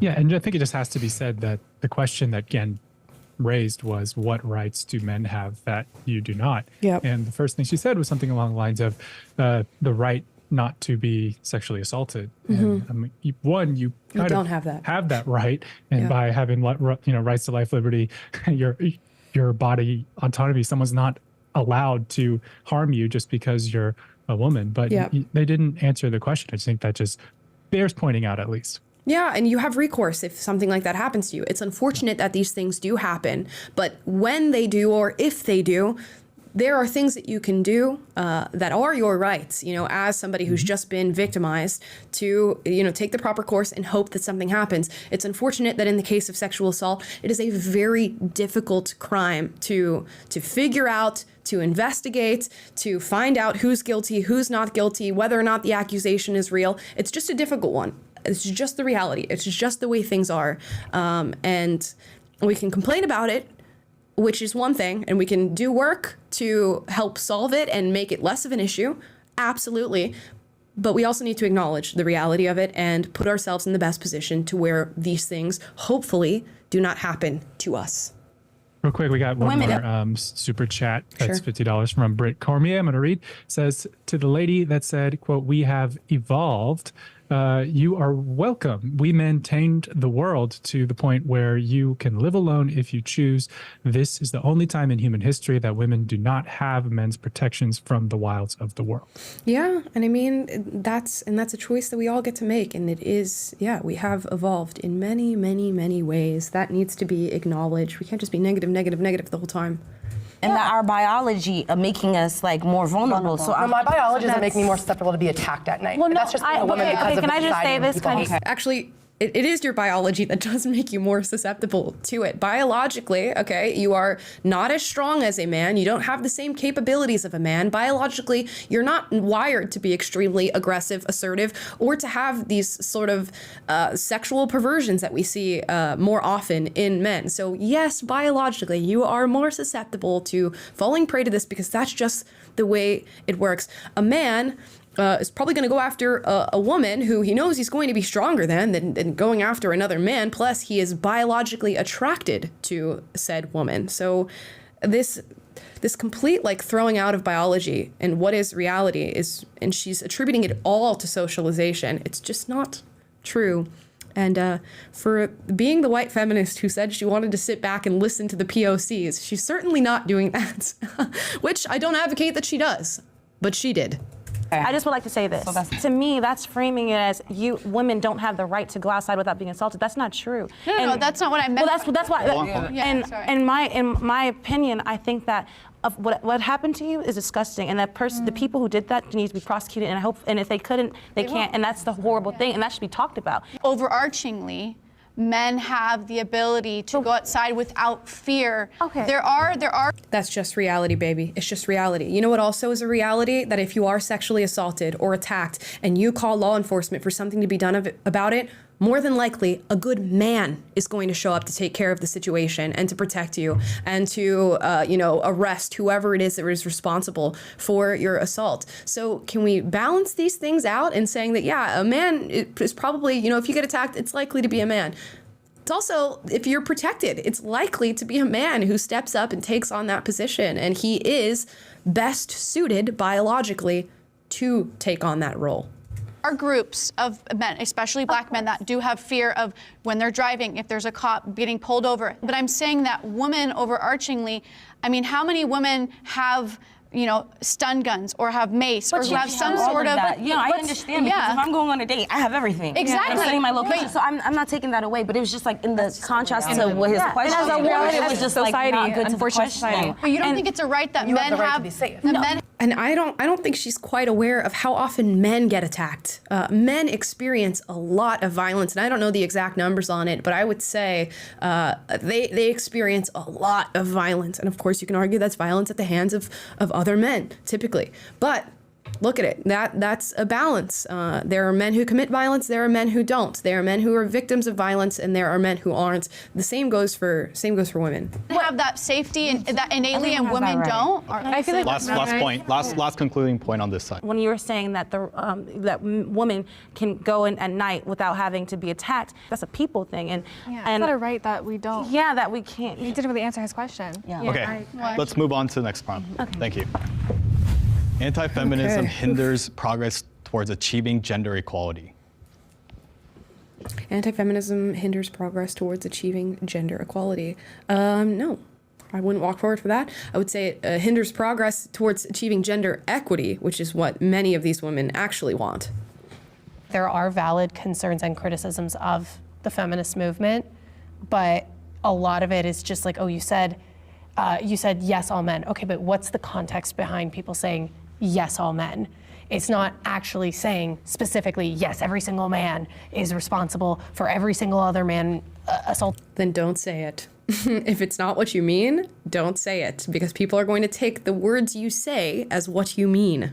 Somebody, no, it's this societal thing of like, I don't feel safe with men. It depends on the kind of label you're using, because you could be an anti-feminist like these women because you don't agree with some of the rhetoric that's been used or some of the very specific movements. But you can also be someone like Andrew Tate, who is like, he's not just anti-feminist, he's anti-woman. Pearl, too, just oh my pearly God, things. yeah. I hate her.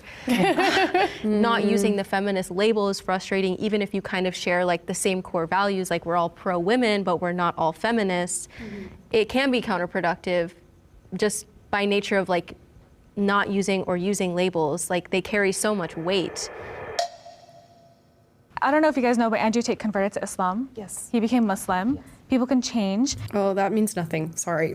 And I feel like Not that I feel any particular way about Andrew Tate. I'm sure we're going to get into this as the can of worms has been opened, but somebody's conversion doesn't mean anything. Shouldn't judge people for, you know, what they may have done or said in the past, because people do change, have a change of heart. Good people around you and your surroundings can change you. So I don't want to be like, okay, Andrew Tate is a bad person or he's anti-woman. He ran a sex trafficking ring. You see, I don't know. I don't want to assume stuff. He's been charged he's for things legally. He's charged? I don't know. He's not been convicted. He was. He's in the middle of trial. He was in prison, but I believe there was a trial. He wasn't charged. Yeah, so he's on house arrest. I think he's on a house arrest. Convicted. Yes. Well, no. He's not been convicted. He has been charged. There's enough evidence to put him in prison. So. And he's also been accused. There's also a lot of people like going regardless, after him. Yeah. He may have, gotten an awakening to become a better person, better man, and being able to support. And I feel like now he probably has more respect for women because of Islam. He does not. I assure you, he has not changed. I'm not going to forgive somebody who's vile. The amount of 13-year-old boys he has genuinely permanently altered because their brain was so fresh when they're reading all these red pill things is really damaging. So I'm not going to entertain a conversation where I think we need to give forgiveness to someone who's horrible. Right. I mean, I don't know. That's so funny. This sort of mentality is just so damaging, and she will hopefully learn that as she ages and matures a little bit. But that sort of viewpoint is just not. Oh, I haven't really looked at those videos. I didn't care enough about him until he became Muslim. That's when I recognized him. You should research, because I feel like you wouldn't support him. I feel like you seem like a very reasonable, incredible human. I really think you should look into it because he's really vile. We brought it up earlier, right, Laura? Everyone was like, oh, feminists are so anti-men. It's like, have you ever had a time where you're just like, oh, God, I hate my family because your family's been a dick to you? Do you really hate your family? But if you keep saying it all the time, someone's going to believe that you hate your family. If you keep constantly saying it. But has your family... I'm going to look at your family like, what's going on with them? But has your family constantly caused you harm and not actually made steps to make that better with you?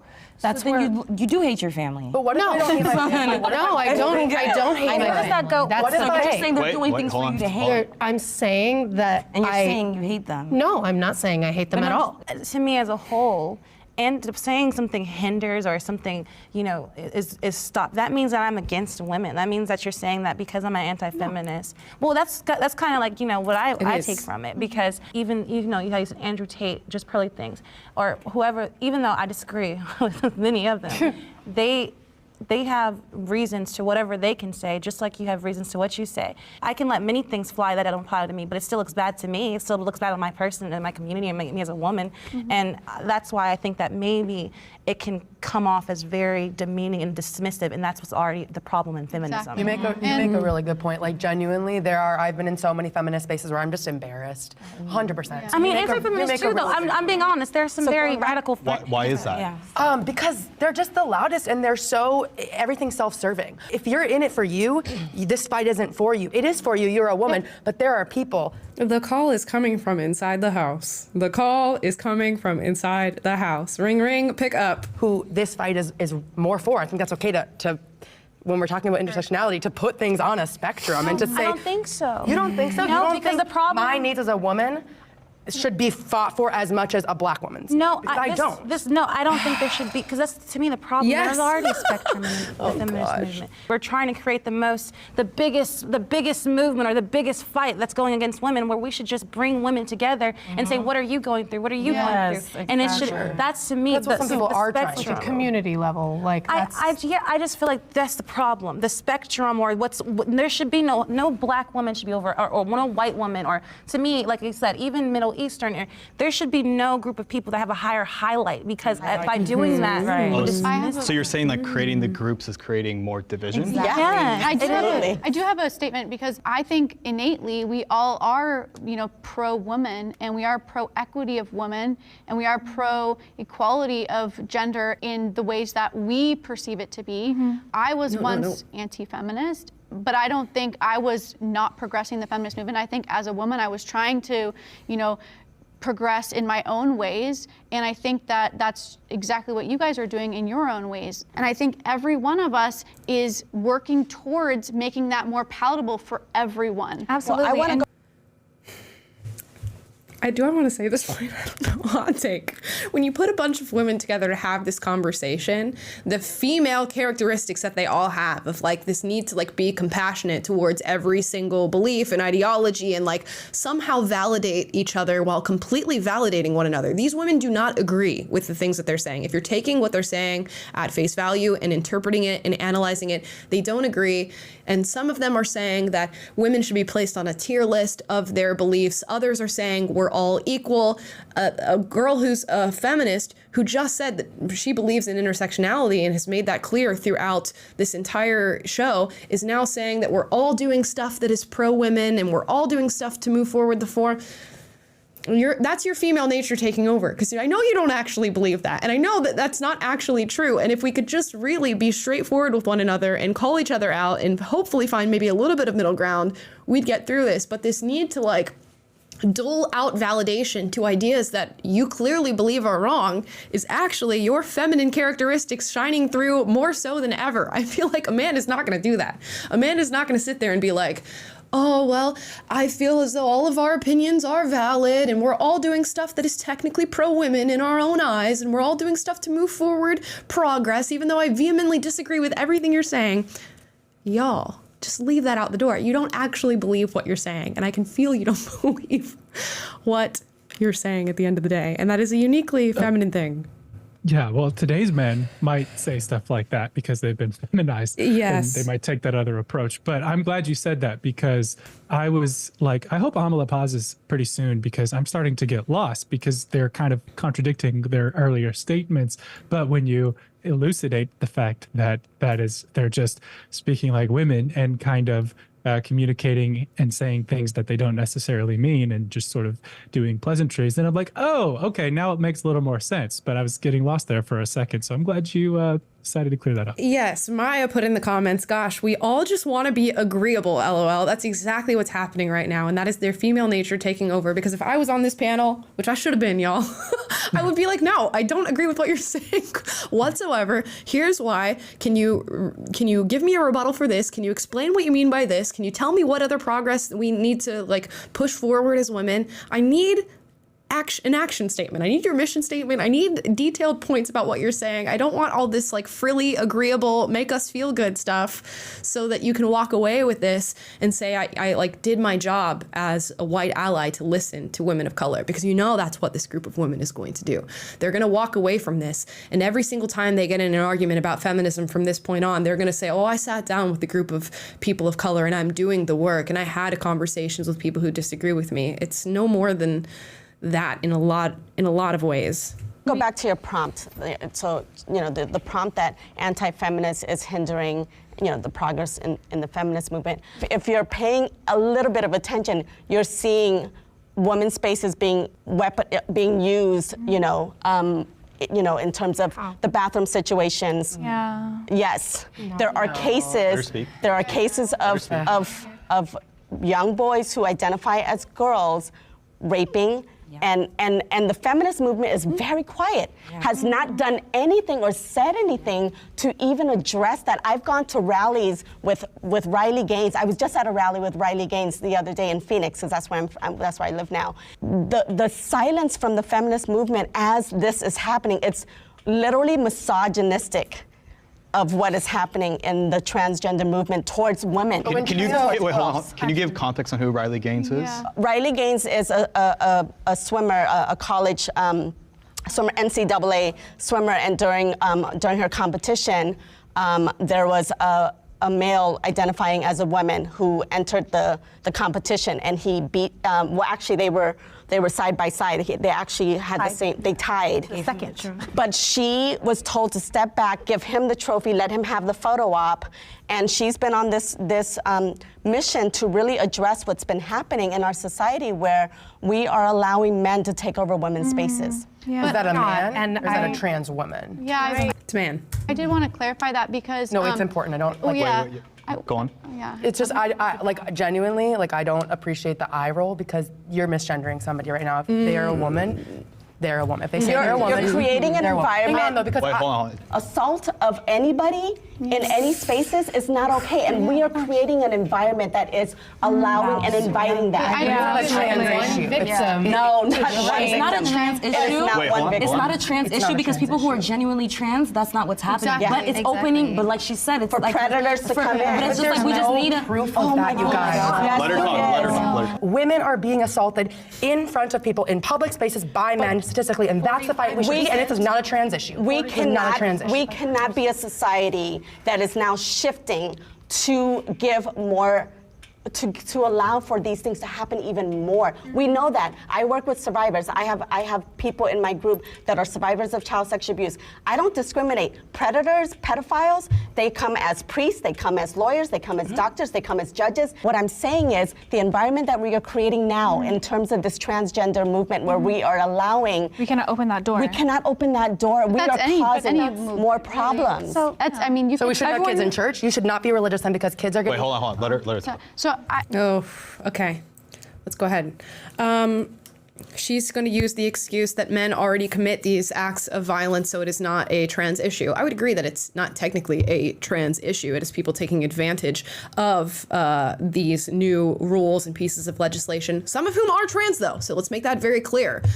You have Leah Thomas in the Riley Gaines situation, which is what seemingly is a very valid complaint of Leah Thomas experiencing autogynephilia. For those of you who don't know what it is, like to dress up as a woman, enter women's spaces, stuff like that. Leah's exposed himself to women in a female locker room, We Spa here in LA. A man went in, says I identify as a woman, exposed himself to adults and children who are present at the spa. You had a YMCA, and I forget which state this happened in. Man identifies as a woman, goes into the women's locker room, exposes himself.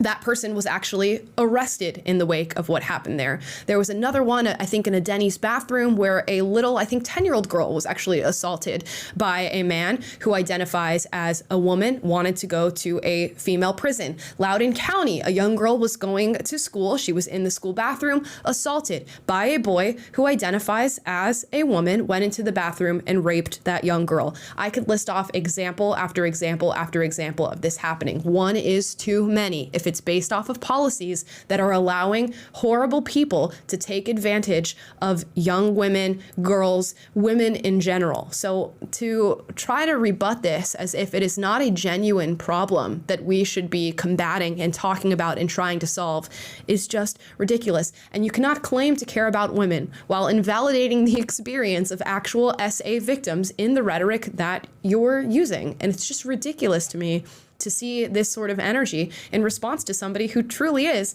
from a feminist perspective, attempting to advocate for victims. And it's happening all over the place now. I read a story this morning that said, woman is now charged and arrested for murder. And it was a woman, not really, a trans woman, so AKA a biological man, who had filmed himself torturing a cat, putting it in a blender, and then went on to murder a man. And the news is reporting this as if it was a female who committed the crime.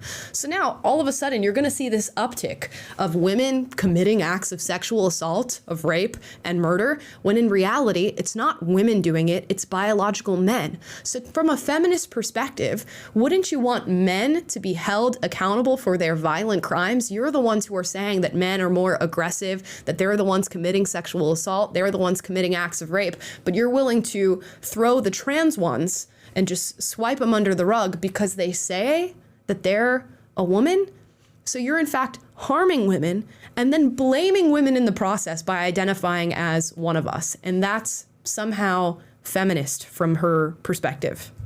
I want to, because I do not want to invalidate. If it happens to one person is enough. The media is skewing the transgender movement in the sense that they are making them out to be predators when overwhelmingly they're not. No. You're allowed to say these things and openly disrespect people, and you're not doing that. I don't think you're doing that. This is not about disrespect. But for me, it's about safety. It's about especially for children, because that's what I advocate for the most. When you're when we have shifted into a society that is giving this crack and this opening where you have nefarious people, and I'm not talking about genuine transgender people. About trans. I'm talking about the predators who are using under the umbrella of the transgender, umbrella to come in. They're normalizing that. And the law is not catching up with any of this. In one particular case in Virginia, in Loudoun County, that young boy who identifies as a girl raped twice. Yep. He got moved from one school district, he raped a young girl, and then they moved him to another. He didn't get punished. But do you think that it's because he's transgender, or is it because he's got some deeper issue? I don't know. The thing is that's the thing. When you allow people to just identify, you don't know if he's genuinely trans or is he using that to identify, to get to his victims. But not because I just have a question. Can you be pro-woman and not include trans women, or is that not possible? I don't know. No, not at all. I don't believe it. It's crazy. This is nuts, guys. This is actually nuts to actually be able to list out real life female victims of crimes at the hands of biological men and have that be discarded, and then to be told that you are not pro-woman because you are mentioning these crimes and saying something needs to be done about them. If that does not astound you and show you how flawed and fallible this logic is on behalf of the white feminists in this camp, I do not know what is. To tell a feminist, here are actual victims of sexual assault and rape, and have that thrown out and be told that you are not pro-women is insane. Trans woman is a woman. I will respect calling you a she or whatever how you identify. I will do that, but I don't believe you're not a woman. If I say that I'm black, I'm not black. Race is different than gender. If my nephew says he's a girl, he's not a girl. He's a boy. Giving rights to a man who says that he's a woman, that's not fair. I think just how you would protect children from predators in schools, you have to do a check on the people who are doing, but then that's the problem for the school board. That's not on us. What if the molester is the one who's doing the checking in the schools? Okay, but then again, you're again throwing problems that this is a problem for society. It's not a problem for us to solve. We have to have people who are a problem for society and not a problem to be litigated against trans people. This is not a problem against trans people. But it does litigate against trans people. You're talking about making it. It's not a problem against trans people that we're making it. We're saying that this opens doors. It's a slippery slope. It's going to be. But that slippery slope opens doors for non-trans people to be abused. That's my point. You're talking about people that are hired to do a job that are taking advantage of their job and molesting children. Yes. That's not the same thing as giving access to a bathroom and then doing that. You're giving them access to the lockers. You're giving them access to the children. You're people who are hiring the predators. You're hiring predators. That's different than people having access to random bathrooms. Than people who are actually hiring predators. You gave them an interview. You let them into the school spaces. How are you supposed to know? How are you supposed to know? What do you mean, how are we supposed to know? So we have no way to know who are predators at all. No, we don't. Prolific serial killers. Okay, so then there's nothing that can be done then. So then you're telling me there's nothing that can be done. If we don't know we can fight for. They're saying because there are other people that abuse children and those people fall through the cracks because we don't have enough safeguards to be able to identify these people, or maybe they haven't committed a crime yet. We should allow whoever wants to go into whatever bathroom to just do that because crimes are already happening. So So let's invite an environment for more crimes to occur, because crimes already happen and we don't catch them. So let's create more. Let's make it more of an issue. Let's make it more complicated, more complex. Let's fuel a new cycle of victimization of other people, because crimes already happen and we don't catch people who commit those crimes. Retro logic. And I just have to add, she said this point of emphasis for her was it's not an issue that should be litigated against trans people. And I think maybe there's truth to that, but it is an issue that needs to be litigated against trans ideology, because it's trans ideology that necessitates that you give anyone who identifies as a woman access to women's spaces, to girls' bathrooms, to girls' locker rooms. So we have to determine whether this claim about trans women is so true that it is worth putting a large blinking sign over women's locker rooms and women's bathrooms that says to a predator, all you have to do is identify as a woman to gain access to this space, this private space. Like, think about when people want to, are in a public place and they want to do something wrong. They want to do drugs. They want to have a quickie. Where do they go? Into a private space. So you're taking a place that is inherently somewhere vulnerable, somewhere aloof, somewhere off the beaten path, and you're saying, hey, predators, if you want access to where your target will be, all you have to do is identify. It's creating that access, is creating that loophole justified because this ideology is so true. We have to come to a place where we can contend with that reality in good faith and give an honest answer to that question. But unfortunately for them, for these trans ideologues, they are so blinded by this insistence on their belief that they are willing to suffer the abuse of people, of young girls in locker rooms and such, just because their belief in the ideology is stronger than their desire to prevent harm to women in those arenas. 100%. And don't get me wrong, there's a ton of gray area when it comes to this issue. I look at somebody like a Blair White or a Nikita Dragon or a Buck Angel, and you look at them and you go, well, I'm not going to expect Buck Angel to walk into a female bathroom. He's going to get crazy looks walking in there because what he looks like. Look at Blair White, look at Nikita Dragon. Very feminine looking trans people. Are they going to be expected to go into a male bathroom because that is the gender that they were assigned at birth, if that's what we're going to say these days? I don't know. There's tons of gray area. But to say the floodgates should simply be open and everybody should be able to go wherever they self-identify is, to me, very much a missed mark that is going to lead to a lot more victims and already has. We don't know, then there's nothing that can be done. If we don't know, if there's no ways to go through and try to fish out who's a predator, no questions that can be asked, no ways to look at somebody, observe somebody's behavior to know, then there's nothing that we can do. Then kids will forever get molested. Is that what you're saying? No, what we do. So what are you saying? There's no way we can identify a predator, a rapist, just by looking at them. What you have to do is teach children how to tell you when it happens.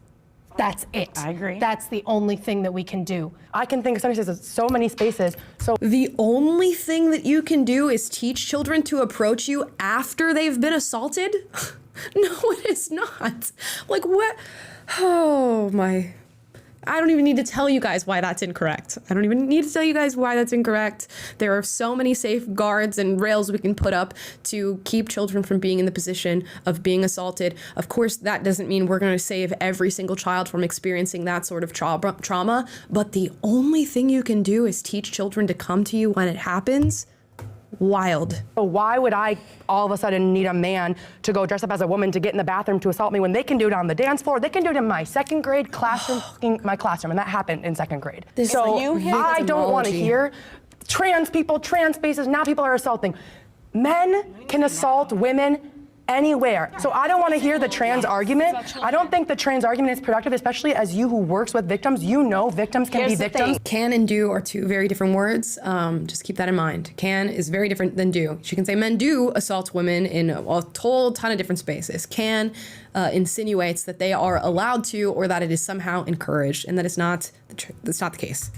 Anywhere. So when I'm saying it's a trans bathroom issue is so When I listen to testimonies from young girls who are in sports who are terrified of going into the locker room because they've allowed men who are now identifying as women who are still men to be changing in the locker rooms with them. That is, we have fallen as a society that we are sitting idly by and letting young girls feel completely unsafe in these environments that used to be safe, that used to be fine.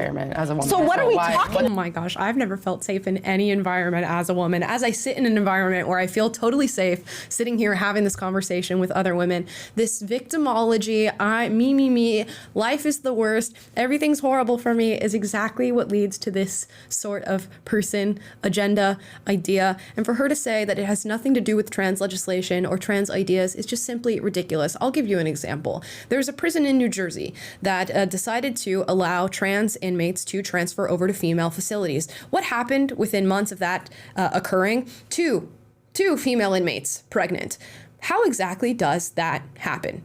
Ever in a female facility. It happens when a male is present. Now, that male could be maybe a prison guard or a warden or something like that, but no, this was a male inmate who was transferred over to the female prison. Would that have ever happened without trans ideology and trans legislation?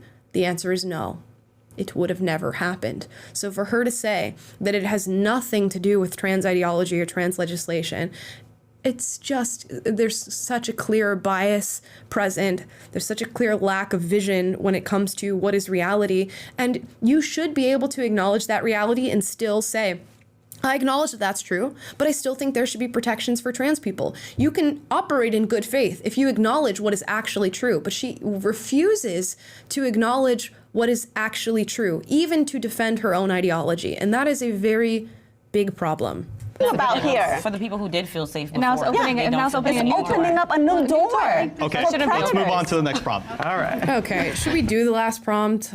There's 5 minutes left. Maybe I guess we'll do it because I'll see how this ends. I feel targeted by some feminists. The prompt. A lot of feminists don't like me. I guess I'd walk forward for that. I don't know that I feel like targeted, like it's some target on my back or something like that. But was do you feel targeted by feminists, right? And I mean, I think that could be misconstrued to sound like being attacked. Yeah. And so for a second, I was like, I don't feel, but it does feel very, very rigid, especially towards more traditional women. Because, no, absolutely. Right? It makes us feel like we're not involved for some reason. Absolutely. Like, I'm always a target. Like, I'm oppressed. I don't have rights. But like I said, like, I don't need to be feminist to, know my rights. I have my rights, and my rights, I do have the right to work. I have the right not to work. And like, just to make it clear, like, for example, like, I've been working ever since high school, and I've been supporting myself. I provide for I buy my own clothes, I bought my own car, I pay for my own travels, I pay for my own luxuries. Everything is self-earned. I've done that for myself. So when people look at me and feminists look at me, I feel targeted because they don't understand me. I disagree with many movements that I've been attacked by my own community. Like I said, for the longest time, I didn't agree with BLM. Oh, well, then that means you just must not care. You don't care about the black people getting shot. And I'm like, what is that? Of course, a black person getting shot by a cop unarmed is disgusting, and it's a problem.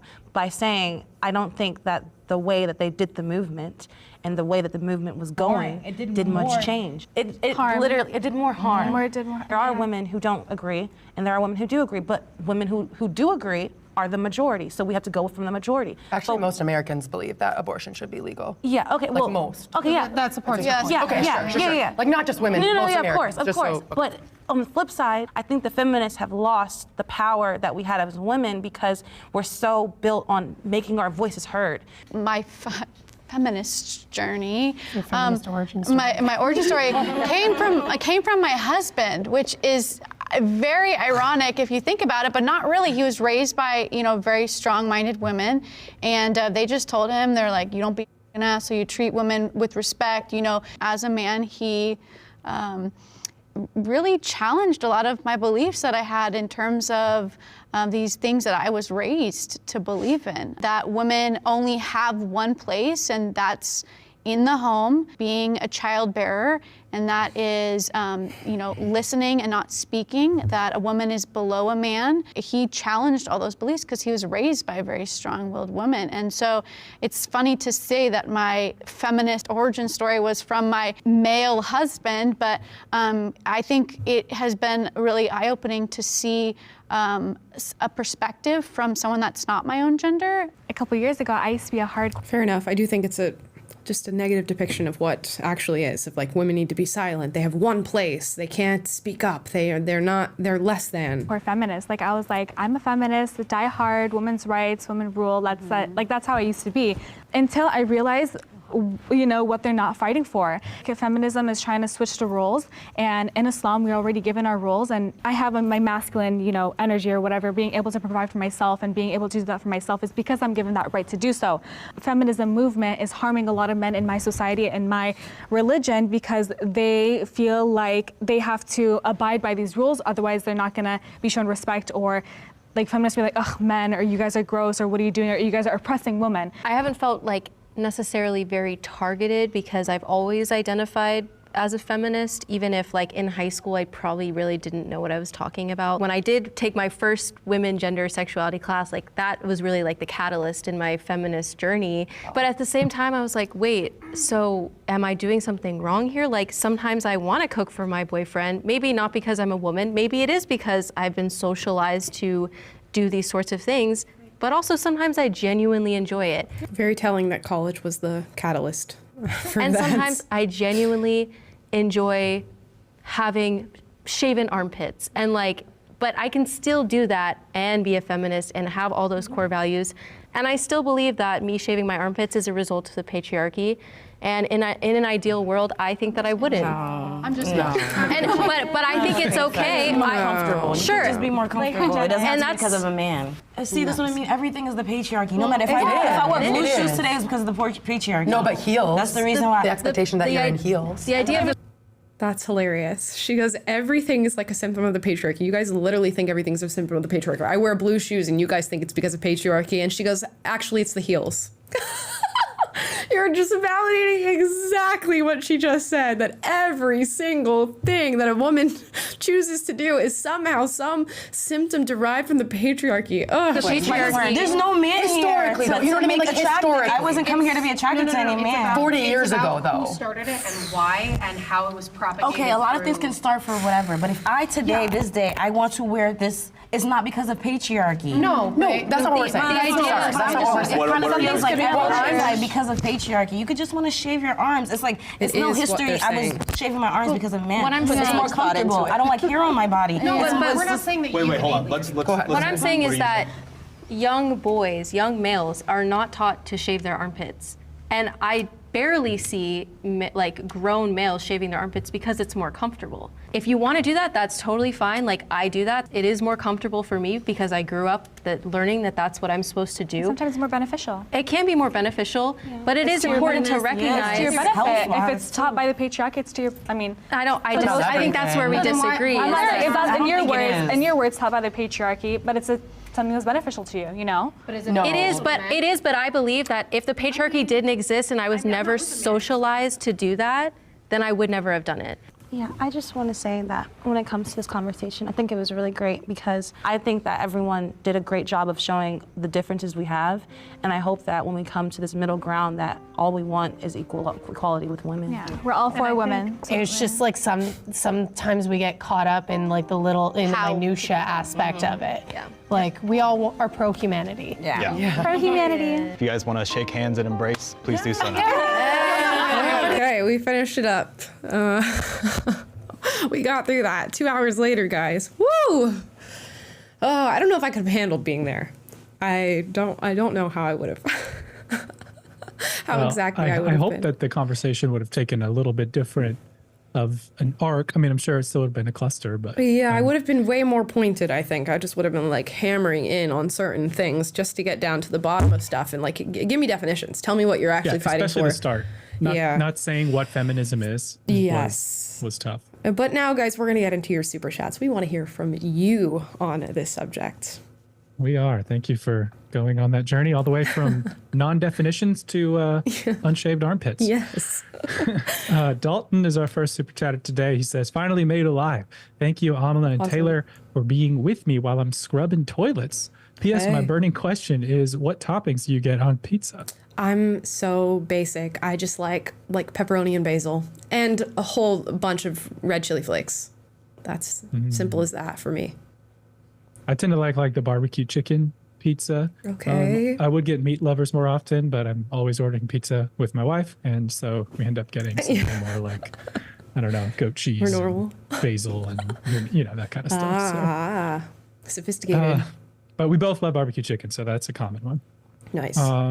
House of Has says, I'm just waiting to figure out who will bring up that Gloria Steinem was in the CIA.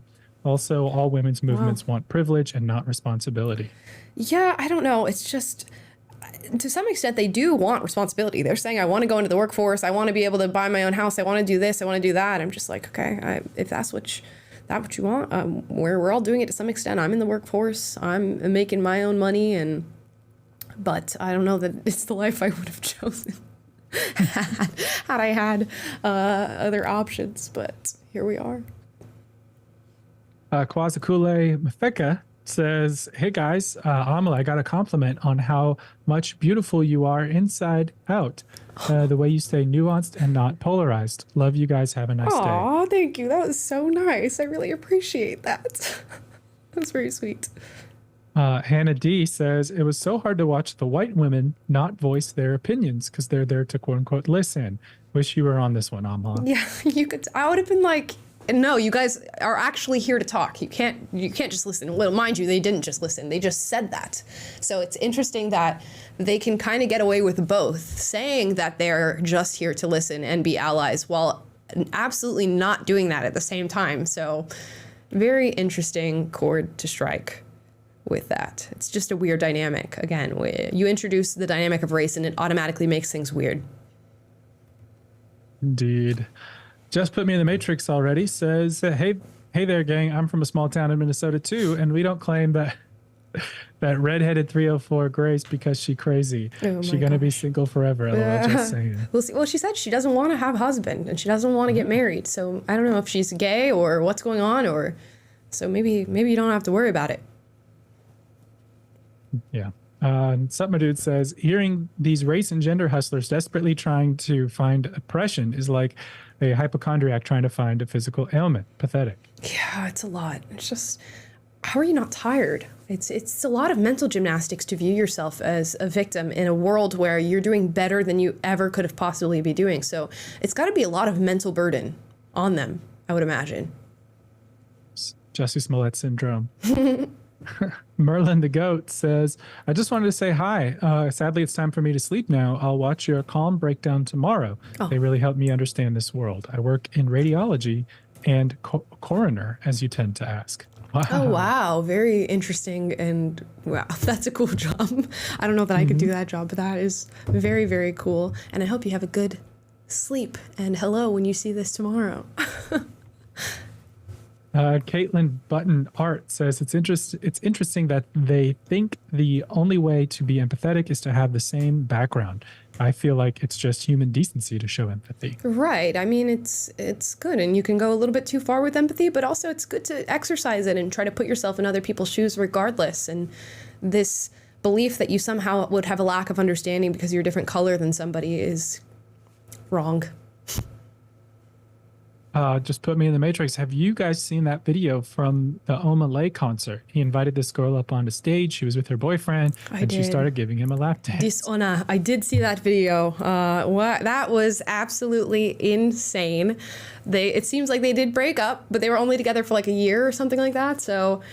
A year's a long time. A year's a long time. A little under a year, I think, is what he said. And the man dodged a bullet. I think that's a good test for your relationship. You should try to have that test. I've been seeing a lot of that, like couples getting asked, if you had a celebrity hall pass, would you use it? And one where the guy said, no, I wouldn't use that. I'm looking for a wife. And then the girl goes, yeah, I'd use it on this ball player and this ball player and this ball player. Gone. Out of there. Actually for the streets, as Alex would say. But yeah, no, that girl did him wrong at that Omalay concert. Very, very wrong. We need to get you a physical red flag that you can just wave whenever. Yeah, right. Because I feel like that comes up so often. Yeah. Sarah Fraser says, hey, y'all, please pray for the family of Laken Riley. She was an alum from my high school and a UGA student who was killed last week by an illegal immigrant. Yes, that is very sad. We've been looking into that story. We're covering it tomorrow for the show, so keep an eye out for that. We will be talking about Laken Riley, and my sincerest condolences for her family and friends and everybody who's involved with this situation. Such a horrifying story, and 22 years old. Younger than me. That's so sad. House of Has says women have the patriarchy conspiracy theory while men are debating if Taylor Swift and aliens are a government psyop. Feminists believe all the lies about men. Yeah, it's tough. There's a lot. There's just so much going on in a clown world, which is why I think it's helpful to sometimes just get off the internet and go out in the real world. When you go out into the real world, men and women largely are not having these like back and forth. Of course, you'll run into your feminists or your red pillars or whatever, but for the most part, it's just people talking about stuff that has nothing to do with any of this. So it's good to detox a bit. Touch grass, as they say. Mm-hmm. One more from Alex. Hey, let's go. Big W's for the anti-fems for Miss Cambodia. Spit in the facts that natural feminine fire. Women, get your notepads and take them notes. Yeah, she did hold it down. She had some very, very good points. She did a great job. Alexandra Isabella says, hi guys, my best friend and I have been in the process of setting up a TPUSA chapter at Portland State University. Wish us luck. Hey, good luck. Hope that all pans out for you. I wonder how that's going to be received from the student body. Yeah, isn't that the one where Peter Boghossian was a teacher and he had to step down over? I think so. He left. Stuff? Yeah. Yeah. Or maybe he just left. Yeah, I think he left. Sounds like a hostile environment. Good That'll luck. be fun. Comparative historian says, in a matriarchal society, it's always the man at fault. In a patriarchal society, it's always the woman's fault. It's tough. I think it might be a bit of a simplification, but I could see maybe where you're coming from. We do like to place a lot of blame. It's a shared responsibility. We all have our burden to bear when it comes to the problems we're experiencing as a society. Yeah, so arguably, if it's a patriarchal society, then men hold power, then you'd hold men to blame. Yeah. But like Amala says, I think it's even more nuanced than that. I think bad people who do things that are to the detriment of people and violate first principles and rights, they're at fault. Yeah. And whether they're man or woman. So, but an interesting point. Trick and Pork Adobo says, amazingly aggressive that the panel doesn't have a trans woman considering it's Jubilee, just like Avatar doesn't have black people considering it's Netflix. Yeah, I was shocked that they didn't have some sort of non-binary identifying individual or trans person or something like that. But hey, that would have been interesting. That would have definitely set things on edge. Bernie says, as 57-year-old woman, I respect men. They get up and get on with things. As we stayed home, go out for coffee, meet up with friends as men are working. Yeah, and just if that's the life that you get to lead, I think that's awesome. If that's what you want, of course. So yeah, I think that's cool. I hope that's how my life is down the line. I just get to, hang with my kids, take care of them, do the things I want to do during the day, and yeah. SKH Writer says, historical gender roles were simple. The Lord fought to protect the castle. The lady stayed behind, so the castle survived. It was a partnership. Yeah. Lots of, work on either end and different responsibilities and things that you had to be held accountable to. Sandy G says, the thing that red pillars and feminists have in common is that they value traditional masculine roles over traditionally feminine roles. I guess I think so. maybe Yeah, because the they want to take them on. the masculine role. Yes, Yeah. I get what you're saying. Yeah, that makes sense. That checks out, actually. You made us think for a second. Yes, but you did. It's good. It means it's a good observation. Caitlin Button Arts again says, I work in finance and there's a trend of women who complete study, get a higher paying job than their husband who supported them and leave.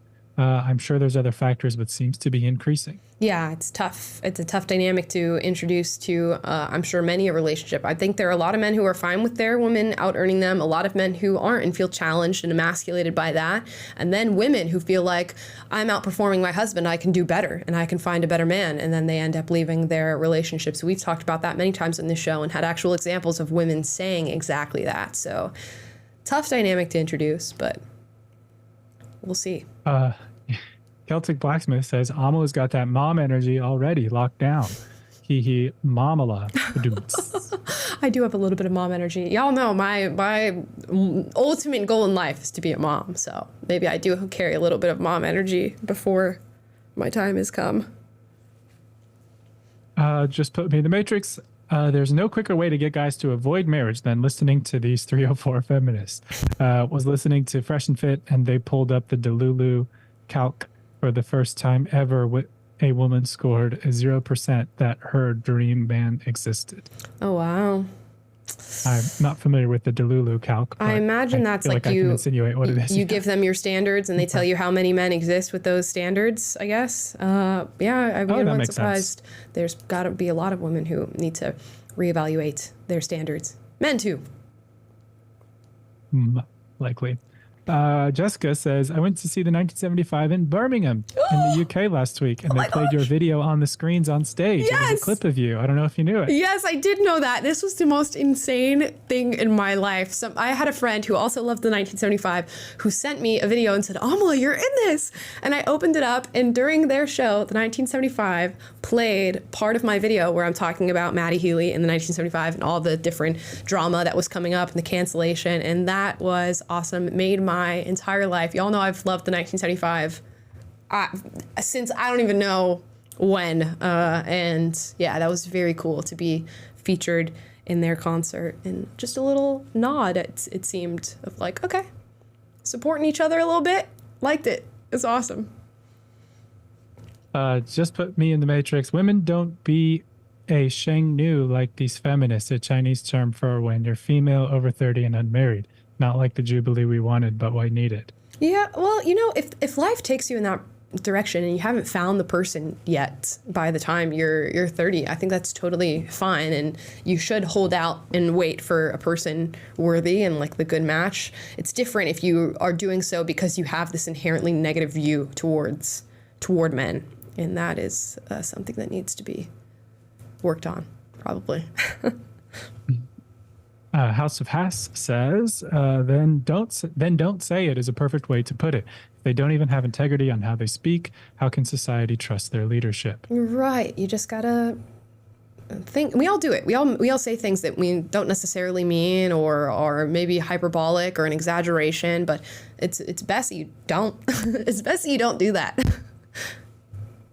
The Engaged Few says, if hating rapists is wrong, I don't want to be right. Yeah, I mean, I want to be charitable and say that that's not exactly what they think, and they're letting their ideology cloud their judgment a bit. And I'd hope that that is actually the case. It's just unfortunate to hear some of the things that were said in this video. This one's interesting. Okay, I'm scared. Maybe should be. Doom Guy says, as a mixed conservative male myself, who do you date more often, white men or black men? Just asking to see, no offense. I haven't dated that many people. And different, Greek, Hispanic, and my boyfriend currently is white. So there you go. That's your answer. But I'm with my ride or die. So that's it for me. That's it for me, folks. Sign it off. Lorraine Grubb says, Blair White said on her podcast that she didn't enter women's restroom until she was fully transitioned. She adamantly is against allowing men who suddenly identify as women to enter women's restrooms. Yeah, I mean, there's so many, it's a very nuanced conversation. There's so many different factors at hand. What do you look like? Who's going to be concerned by your presence? Have you crossed a line now where if you are a biological man, it no longer makes sense to go to a male bathroom? Could you prioritize unisex bathrooms and not even having to deal with the issue in the first place? These are all things that we're going to have to figure out. One more from Put Me in the Matrix. I don't know if you guys saw the rest of the video, but that guy was walking out of the concert because people were pointing and laughing at him. What an effing disgrace. The Omalay concert? I guess so, yeah. Yeah, poor guy. He had a rough night that night, but a save nonetheless. He was saved by that occurrence. It just sucks that it happened in the age of the internet where everybody films everything and posts it for their own enjoyment. Dodged a bullet. I've been watching Love is Blind with my wife the last couple of days. And there's some people get into some situations where they're shamed on national TV or experience something that is bad for them at the time. But when you zoom out, they dodged a bullet as well. Exactly. Love is people Blind know. has been a mess this season. If y'all are watching, it's been a mess. Every single couple has something going on that is just not working out. This is true. Jason Sandoval says, yo, finally made one of the lives. Just wanted to say, love you both, and y'all are my comfort YouTubers. I'm 20-year-old, and I learned so much from you both. Aw, awesome. I love that. Comfort YouTuber. That's awesome. Hope you guys can come to this channel for a little bit of comfort from time to time. We're here for truth is comforting, right? Sanity is comforting in an insane world. And that's our last super chat read for today. Oh, well, that's nice. I love that I am your comfort channel, that we're your comfort people. Guys, thank you so much for watching and sticking around for what ended up being a very long stream full of lots of information and dialogue. Thank you for participating in that dialogue. As always, if you disagree with anything I said during this stream, leave it in the comments down below. Duke it out, but do so respectfully. And if you like this video, like, subscribe, click the notification bell to be notified every single time we're live. That's Monday, Wednesday, Friday, 1 p.m. Pacific, 3 p.m. Central, 4 p.m. Eastern. Plus, we post videos for you guys every day. Tomorrow's video is about Laken Riley, a very unfortunate and tragic story, covering that, getting into the different dynamics and how we've really brought this on ourselves as a nation, unfortunately. So keep an eye out for that. And with that, guys, I hope this has been a fruitful discussion for you, and I will see you tomorrow.